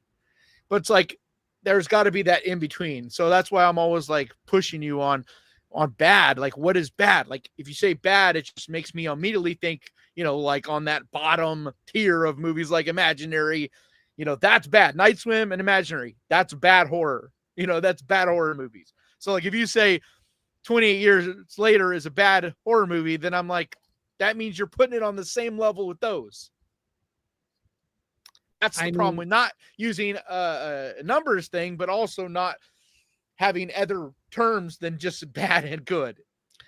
Heather says zombie penises. Yeah, Heather, there is swinging but zombie dong in 28 years later. If you want to go watch there's quite a bit of it. I think there's even, is there kid dong? No. I mean, none of it are real. It's all fake, but like, because there's naked kids running around, isn't there? Yeah, but it's not like no, you can't get away with that now. Like, you could get away with it in like the 70s. That's what I was wondering when I heard that, though, because like legally they could get away with it if it's prosthetics. But I'm like, how is that? Like the kids are still seeing a dick. You know what I'm saying? Like you're still standing there with a naked person. Like sometimes stuff like that, I wonder. I'm like, yeah, and I'm not going to try to explain it because I have no idea. Grindhouse Ghoul says, "Damn, dude doesn't let him talk at all." Could be either one of us. Let me see here. I don't know if you could. I mean, I don't know if you can base a movie being good based on a movie that hasn't come out yet. Yeah, that's a good argument, Jamal. No, but I'm not saying that. I'm saying the opposite of that, actually. I'm just saying I don't know if it's fair to say a movie is bad because of things that might be to come. But yeah, I'm not saying it's good, and I'm not saying that those aren't issues, and I'm not saying that those things might like if they're not like I said earlier with the Halloween explanation, right? It's like if Halloween 2 and 3, the most recent ones, if those had been like as good as 2018, dude, would have been but because those didn't answer questions and just made the series even worse as they went, I look at that as like a train wreck. It's bad. And so that first movie is worse because of the other two and definitely not better. So like, that's all I'm saying. I'm just saying these are all things that could be a problem. But I also don't think we should be like lambasting this movie until we know the whole vision that these guys are going for. That's it, Clever Cleaver says the It remake Chapter 1 and Chapter 2 can stand alone on their own, but ultimately are a cohesive story. Does 28 years later stand alone enough to be given a chance to be cohesive? I think it does. I think it can stand by itself. I just don't think it's very good. But I don't think it needs. I don't think you need to have seen 28 days and 28 weeks to be able to watch 28 years. No, they explain there's definitely plenty of. You kind of get it. They even use footage. They even use footage from the first two movies. Like there's enough, but it doesn't. It's almost better if you haven't DJ seen said, it. the first act is really good. Like they do a really good job of kind of like bringing you up to speed into this world and setting up who these people are and all that. It's like very few people have criticized the first act of this. It's like pretty much universally appreciate this first act. It's just after that, it does something I think it's bold and unique and different, but like I could understand people that are like, we wanted to see more of what they were doing in that first act. So but that first act, dude, that one scene in particular where they're running across the water bridge thing. Oh my God, dude, that is such a beautiful shot. Like when the like sun setting, like the lighting and the way it's done there, it's like shining off the water. So it looks super sick. Citizen Sleeve says, DJ, have you seen Once Were Warriors, City of God, fecking bicycle thieves, La Haney? So no, I haven't seen that one. Not everything is through. What does that have to do? Hang on. Not everything is through an American lens. Drives me insane. I don't know what you're talking about. Are you suggesting that I don't know how to watch foreign films? I mean, I don't. I saw Godzilla -1. That's a Japanese movie, and I thought it was better than most movies that have come out prior to and since dude. Godzilla -1 was incredible. Yeah, and it's a Japanese movie, and I understood it. I thought it was a great story, perfect character. Like it did an amazing job of explaining without feeling it holds your hand. Like really, really well written. Because there's tons of things that are very like, Japanese culture centric things. And it's even in another language. Get it. But just like, when Evil Lurks was that's that what way good too. Writing does. Good writing. But I'm not saying stories that are foreign to you, and you can still fucking understand them. That's good writing. You don't have to be. Those are two movies that are like in the. Those are two movies that are like some of the best we've seen in 20 years, and that's what I mean by like, you can't like a movie doesn't like. Most movies are not going to be on the standard of those two movies. It's not fair to like, no, dude, it's art, man. Like it's so hard to make a movie that good. It takes a lot of moving parts. There's a lot of magic that kind of happens where a lot of things have to come together and make something like great like that. But I just think that if you paid, writers today, I think here's the thing. why writing is so bad nowadays and why it seems like there's more bad out is because writers today have not lived and have not read and have not experienced life like writers of yesteryear. It's fast food, man. Huh? It's the fast food problem. I will bet because like back in the day, back in the day. Hang on. I will bet $1,000 that most modern writers have not read Dostoevsky or most of the classics. I will bet you that they have not. Or if they did, it was in high school and they never visited it again. They never read any of the classics. Oliver Twist, the Iliad, any of these, any Shakespeare at all. They probably just read it for an English class, fucked around to get a test score, and then never read it again. And then they go and try to write movies. They don't get it. That's what I think the problem is. If they just took, if writers today just took a little bit more care of their stories, they can't afford to elevate your movies. But they can't afford to. Like we live in a, half of these fucking books are free. No, to me, I think the blame is just as much on the fans and us as the consumers, because we are in a fast food. We're in a fast food culture where we expect, like, look at many movies come out right now. It's insane. Like, it's so hard for any movies to, like, 20 years later, it's never going to make back its budget. Never. And it's not even, like, even if it was an amazing movie, it's so hard to make back its budget. Look how the movies that are constantly coming out. It's like ridiculous. Like this year is one of the worst I've ever seen, where it's like every weekend there's like 2 or 3 blockbuster movies. It's just pure insanity. Like there's so many movies that are constantly being pumped out. And it's what I was talking about with Hollywood. And the writers aren't, like, you're diluting your writer class. So the best of the best in the past, like you had to be one of those to get a movie made, right? In the past, you would cut your chops on TV series, on, you know what I mean, writing for this, that, and the other, writing for newspapers, or, you know what I mean? You would, by the time you got to make a movie, only the special people were the ones writing scripts. But now there's, like, every year there's thousands of these scripts coming out, thousands of movies made, and it's diluting it all. It's not that there's any less talent. It's just, it's all fucking diluted. Because there's so many really good movies that people don't even know about. Like, it's insane. I mean, yeah, I think that's a problem, but I don't think fans wanting good movies is a problem. I don't think audiences wanting quality. No, that's not what I'm talking about. I'm talking about fans wanting constant entertainment. Always looking for, like, people want a new movie every single week. You know what I mean? Like in the past, it was like, if you were lucky, you would get one or two of these fairly big movies a month. And like, if you look at the release calendar, it's insane, dude. It is just insane. I understand that. And that is a problem that can be addressed, but I think there's more good from that than bad. But yeah, I mean, I get it. I don't think any of it's good, because a lot of good stuff just gets overlooked, because some really good movies, depending on when they come out, they can easily get drowned out by, like, what is it?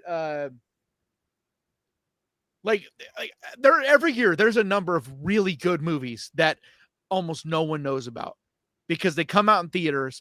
There's not even room for them to be in theaters.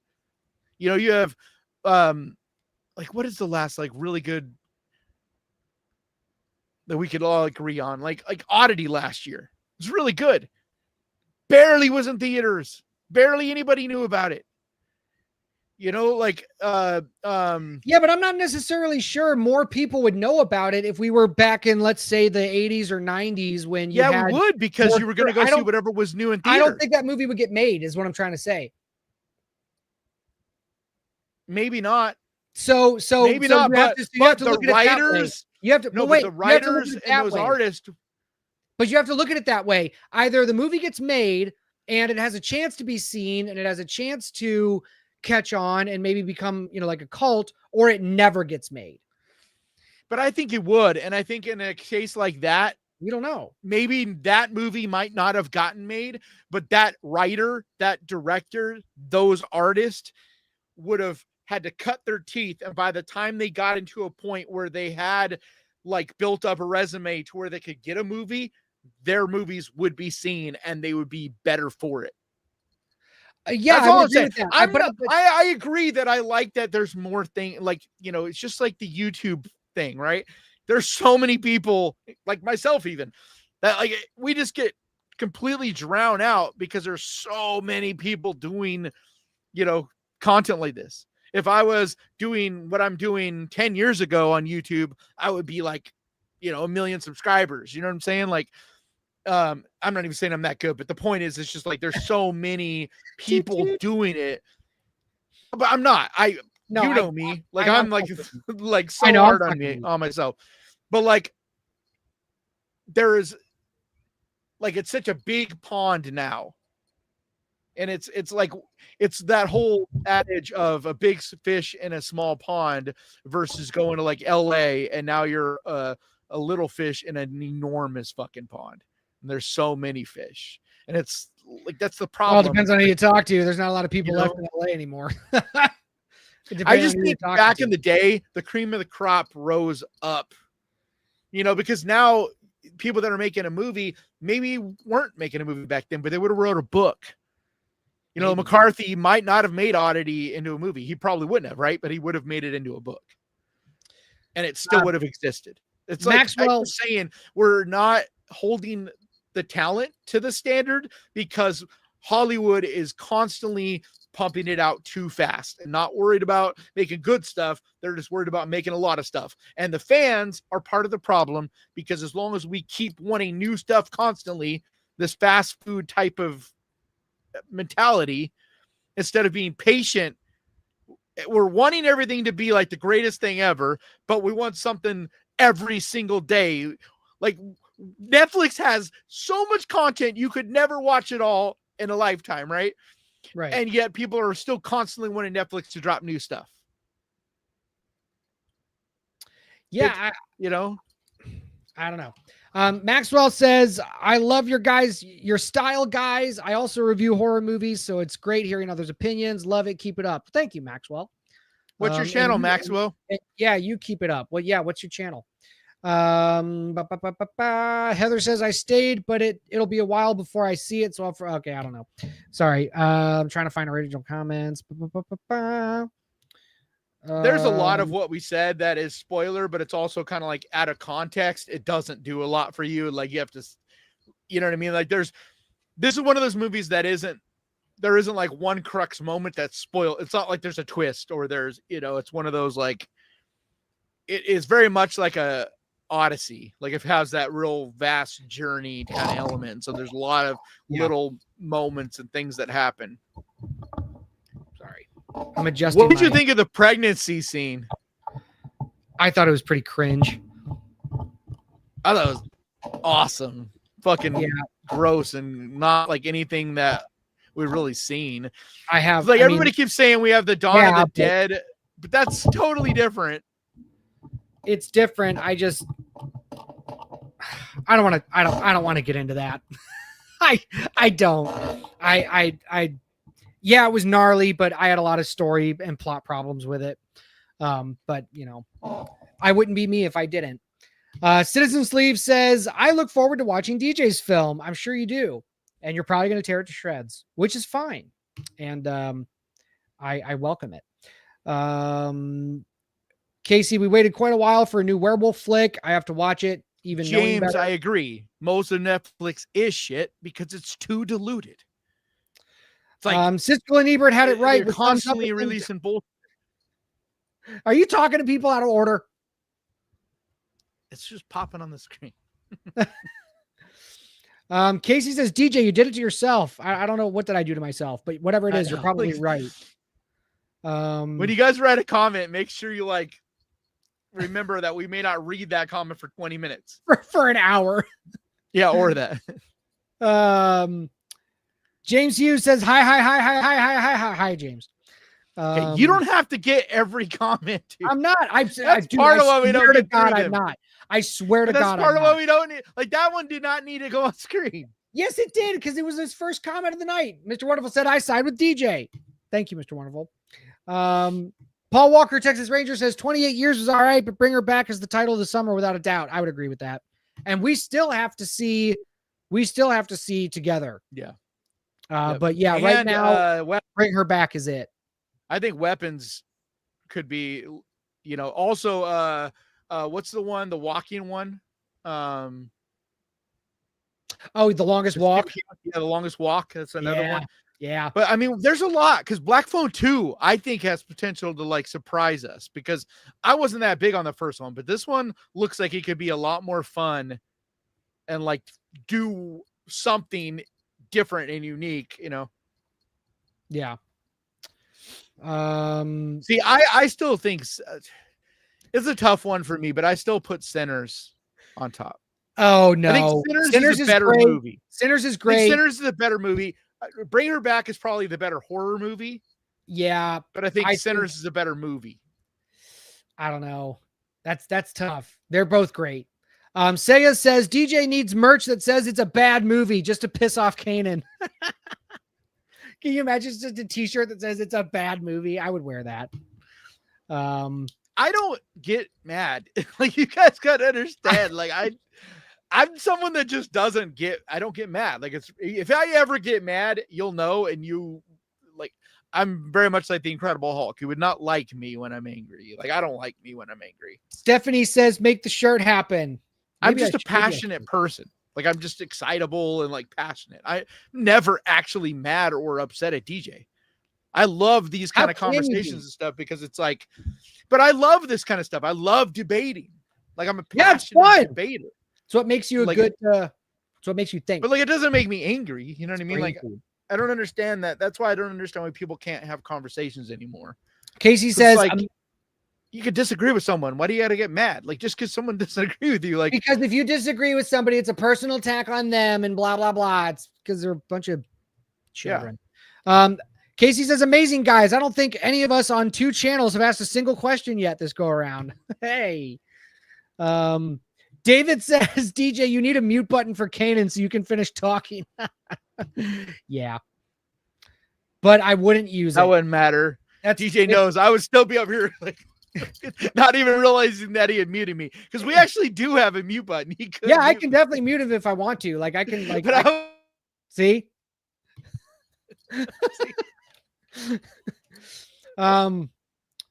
Jamal says, well, if the movie is that good, it wouldn't need another movie in the trilogy to use as a crutch to make it a good movie. I agree. But that's not what I'm saying here. It's not like that. Like, I feel like it drives me. Okay, if you have seen it and are saying that, that's one thing. But a comment like that, I almost guarantee you they haven't seen it. Because that's not what I'm saying. Okay. I'm simply saying that in hindsight, some of the questions and things that we want to see, we could still see, because this is very clearly the direction that they're going for, what they're trying to do. I'm not saying it's going to work ultimately. I don't know. But what they're doing is a part 1 and part 2 type of deal. Like, this is very much one story, and this is part 1 of that story, and here's part 2 of that story. That's why they shot them both at the exact same time and are releasing them less than a year apart. Like, it's a different deal. It's not like normal trilogies where it's like, like even like you said with Dune, where they hadn't even greenlit the second one until after the first one was successful. Like, this is different. Whenever a movie does this, like what they did with X and Pearl, it's like, I still think they released Pearl and then X. Erica says, I was disappointed in the movie 28 years later. Me too, Erica. Subscribe to Horror Sucks. That's actually the popular opinion, I think. No, it's not. Oh, yeah, it is. Jobert. Hey, Jobert. Even the people that liked it still said that they were disappointed on some level. Like I said, it's that trailer, man. It's hard to live up to that. Hey, Stephanie. Gaston says, in this stream, I think I heard Kanan say a trailer looked bad because it was probably made by an old person. I don't agree with that statement. No, he didn't say that. Yeah, that's not what I said. He said for the Witchboard trailer, some of the effects looked like it was made by somebody who was too old and probably out of touch with the effects and trends of today. Yep. That's what he was saying. It's a disconnect, and it's something, it's not even like this isn't about an old or a young thing. It's about like when you're older and working on a lower budget thing, you still kind of work in the same way in a way, but like when technology changes and someone says, oh, we can fix this in post, it's, you know what I mean? It's a different world, and it can sometimes get you in the butt. I saw it with Cronenberg's last couple movies. It's like you could see that him being a little bit older now. I still have to see. I haven't seen. Tricky. I still haven't seen that. What one was it? The Graveyard. Yeah, it's not even in theaters. Like I don't know when it's going to be streaming. No, I think it's VOD now. Well, I got to see. I still have to see it. I want to see that.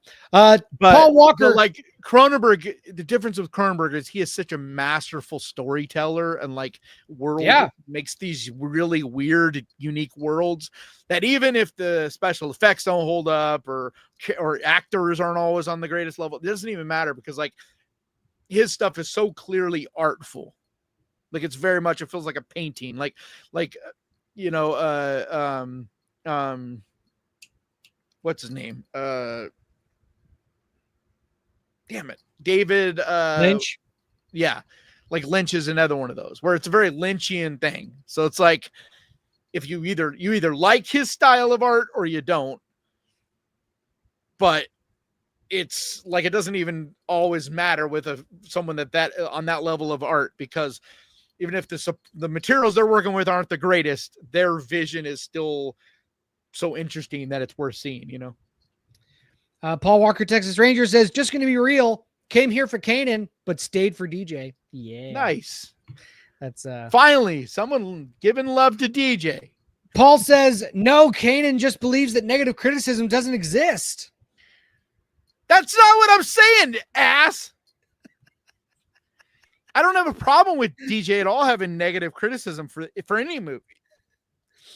I have a problem when there isn't enough nuance, in my opinion. And so it's hard to really gauge like what level of negative criticism are we at with this? You know, like if everything is just bad, like how the fuck do I know what that is? Like when you say 20 years later is bad, how is that any different than saying Night Swim is bad?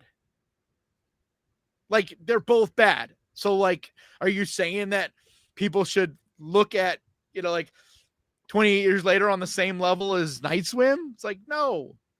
But like, where on that are you? That's what I mean by like, when people want to hear your criticism, they want to understand like where at on it is it, like, you know what I mean? That's all I'm saying. But some of that comes down to experience. And like when you do this kind of thing, you get better and better and better over time. All right. I think I am caught up. We're getting to the City of God in the chat. Zaya says, I love City of God and the mission. What the hell is Waldorf? Kanan is such a Waldorf. What does that mean? Waldorf and fucking Brits, man. They can't be talking about, they're not talking about the Muppets, are they? Statler and Waldorf? Maybe. That's funny. James is a Brit too. So like sometimes, like I think he's from Great Britain. And so like a lot of times he'll say shit that I'm like, what the fuck are you talking about? Sega says, totally agree with DJ. I love how she says my full name. She writes out my full name every time. Totally agree with DJ about writers these days. And now like, they get like there's more than one DJ on the show. Makes me sick to my stomach. Yeah, I'm sure there's a lot of that. And it's really what did she say? She said, now they get so much help with AI, which makes me sick to my stomach. Okay, that's something. Oh my God, dude. This is another pet peeve of mine, dude. People, they only hear what the media is saying about AI and don't fucking understand it. Because like most people use AI and don't even realize that they're using AI. And so it's all about what type of AI you're using. It's all clumped in together and it's not the same. Like Right. everybody is using spell check now. Everybody. You realize that's a form of AI, right? Like it's literally an early form of AI is spell check. Everybody uses Yeah, it. but I think when she's saying, sentence, well, hang on. what's it called? Where like what's the other one where it finishes suggestive suggested. Yeah. Well, here's the thing. Hang on. Let me steel man Saya's argument. I think what she means when she says AI is using generative AI, where it's just write me a movie about this, and then it just starts. But it's not that simple though. AI stuff. But I was getting to that. Because the problem is a lot of people see that and they think that literally there is someone out there that is having a movie or script written by AI. It doesn't fucking work that way. Nobody is going to go say, yes, there are some really low budget, like piles of shit that we see, like, sci-fi channel level of movies that are made that do that. But most of the stuff is not actually just written by AI. It's on varying degrees. And a competent artist can use AI. Like I use AI to help me with ideas now. And it's like so liberating and one of the best things I've ever started to do, because none of my videos is the idea actually like Chat GPT's invention. It helps get it's like talking to someone else. It gets the ball rolling, and any competent artist or writer or whatever you are. Yeah. Like anybody worth their salt is not like just gonna, because none of the things that it comes up with on its own is worth doing. But like if it comes up with so-and-so idea for a video and I'm like, dude, okay, now, and I kind of go down that. It's like for the first time, I hired an artist to make a thumbnail for me the other day. And I didn't use his thumbnail. And I told him I probably wouldn't. But I needed that second person to kind of like look at things from a different angle. And so he came up with a concept, and I'm like, I didn't think of it laid out and like that kind of thing.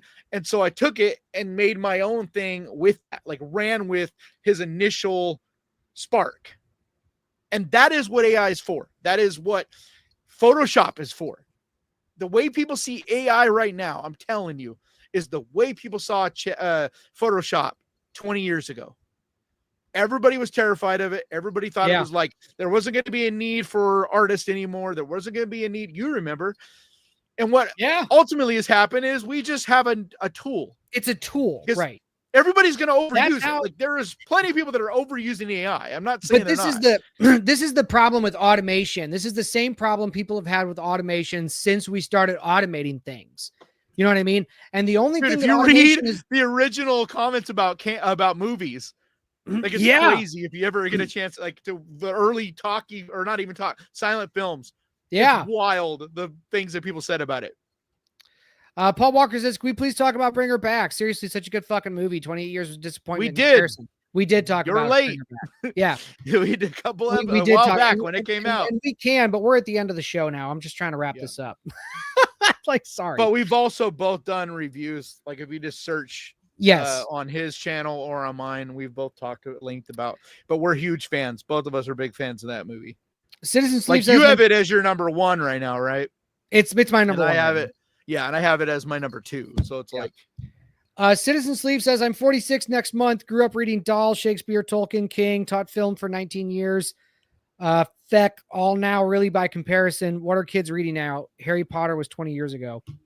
Okay, you need to get off your porch with the whole old man shaking your fist, dude. We're the same age. And I'm telling you, you're just out of touch because kids. I was just talking about this in my last video. Like you have shit coming out like milk and cereal. These motherfuckers are just a group of friends with a YouTube channel. Good stuff. Had nothing. Used their phones. And I think the movie was made for like $50, dude. And that $50 was to make some sign or some shit.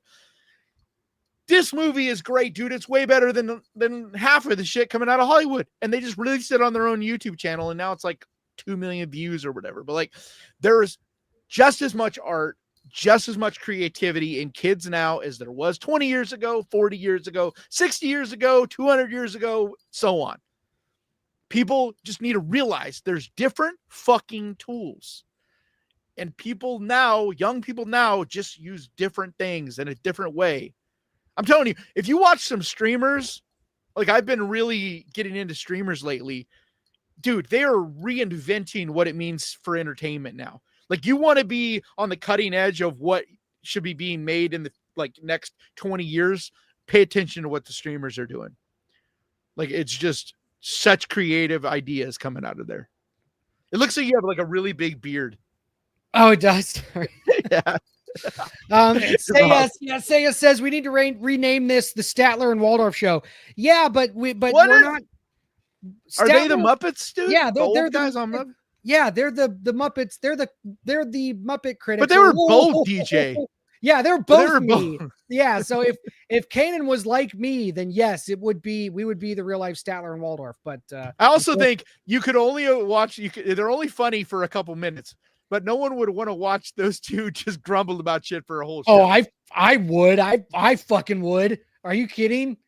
No, because that's the problem with Siskel and Ebert. It's like they were interesting, but sometimes it felt like when you have two voices that are the same, the conflict, it gets, you know what I mean? It's more interesting when, like, Siskel and Ebert were always more interesting. As they got older, it actually became more and more, but like the more that they argued, the more entertaining it was. And the more that, like, you know what I mean? They saw things like both sides of a coin. It was much more entertaining. Yeah. But like, if you watch their early episodes, Siskel and Ebert, it was like there were two grumpy old men just talking shit about the youth of America. Like, there's one famous episode where they just go off on slashers. Because like slasher movies was a new thing in like the early 80s. And they're just like, it's trash and blah, blah, blah. You're just like, dude, shut up, old man. Like, you guys. I mean, they were pretty trash. Doesn't mean they were bad. No, but it's the whole get off my lawn thing. There's a difference between critiquing something and, like, they're not wrong. Like, the original Friday the 13th is trash, dude. Pretty much all the Friday the 13th aren't very good. So like, if you're critiquing them on quality of a movie, you're not wrong. But when it's about how you're doing it. When you're like, this is like abhorrent, like you shouldn't even be making this. This isn't even, you know what I mean? Like, this isn't even entertainment. Like, this is shows the downfall of the youth of the country, like that kind of thing. Yeah, that's different. That's where there's an issue. Yeah, I agree. Okay, I think that's going to do us, because did you ever see Clown in a Cornfield? I have not seen it yet. I have to see it. It's like, I keep hitting people comment on this video where I did my 10 best so far this year. Like, keep being like, you didn't talk about Clown in a Cornfield. I'm like, it was fun. Like, I didn't think anybody would think.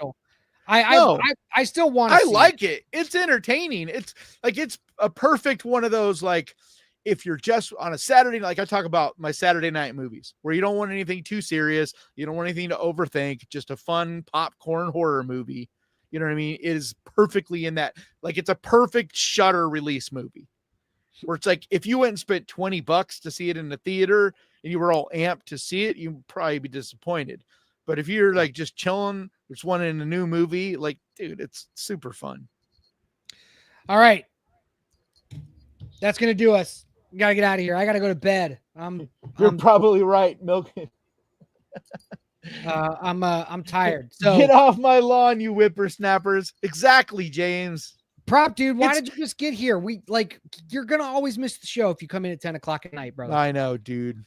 But like, DJ is still a little too young to really get it yet. But like, when you hit your 40s, there's this thing that happens. Like, you have an idea of it, but you're not there yet. But like, once you get in your 40s, it's a lot harder to not be like, the fucking youth of America is ruining things, because it's like, the older you get, the more dramatically different your upbringing and the way you saw things growing up, or the way you see things, period. And the younger generation, you know what I mean? Like, the older you get, the more of a chasm there can be. That's why I think it's so important to pay attention to pop culture and try to be understanding of what makes it work and what the youth is actually into and what they enjoy, instead of just being like, I don't get it, fuck them, I thought the youth of America was ruining America when I was the youth of America. Yeah, but that's a different argument. I've always been a 65-year-old man. All right, we're out of here. But that's always true to an extent. Like, Yeah. you know what I mean? But like everything is brain rot. That's just humanity in general. I mean, you could have the idea of humans, being like the greatest disease on planet Earth, like the what do you call it? The extinction event or whatever. But Paul Walker says, dude, it's so gay you didn't read my comment about Slipknot being gay. I didn't see your comment about that. So sorry. Dude, fuck you. I was actually listening to Sepultura, but I couldn't find my Sepultura shirt, so I put on Slipknot. All right, we gotta go. Dude, bye, guys. I was listening to Roots, Bloody Roots, the album Roots. Oh my god, dude, that album still lives up. So good. All right, we're out of here. Good. We're out of here. Catch us next guys. week. Wait, maybe. What's next Wednesday? I might be out of town. What's next Wednesday? Next Wednesday's the 2nd. Never mind. We will be on next Wednesday, same time, 7 p.m. Eastern, 4 p.m. on the West Coast, whatever time it is over there in the UK where all you crazy kids are from. Thank you for coming to the Death Rattle whatever podcast. it is in Gotham. And we Gotham will City. see you next week. Same bat time, bat channel. Bye.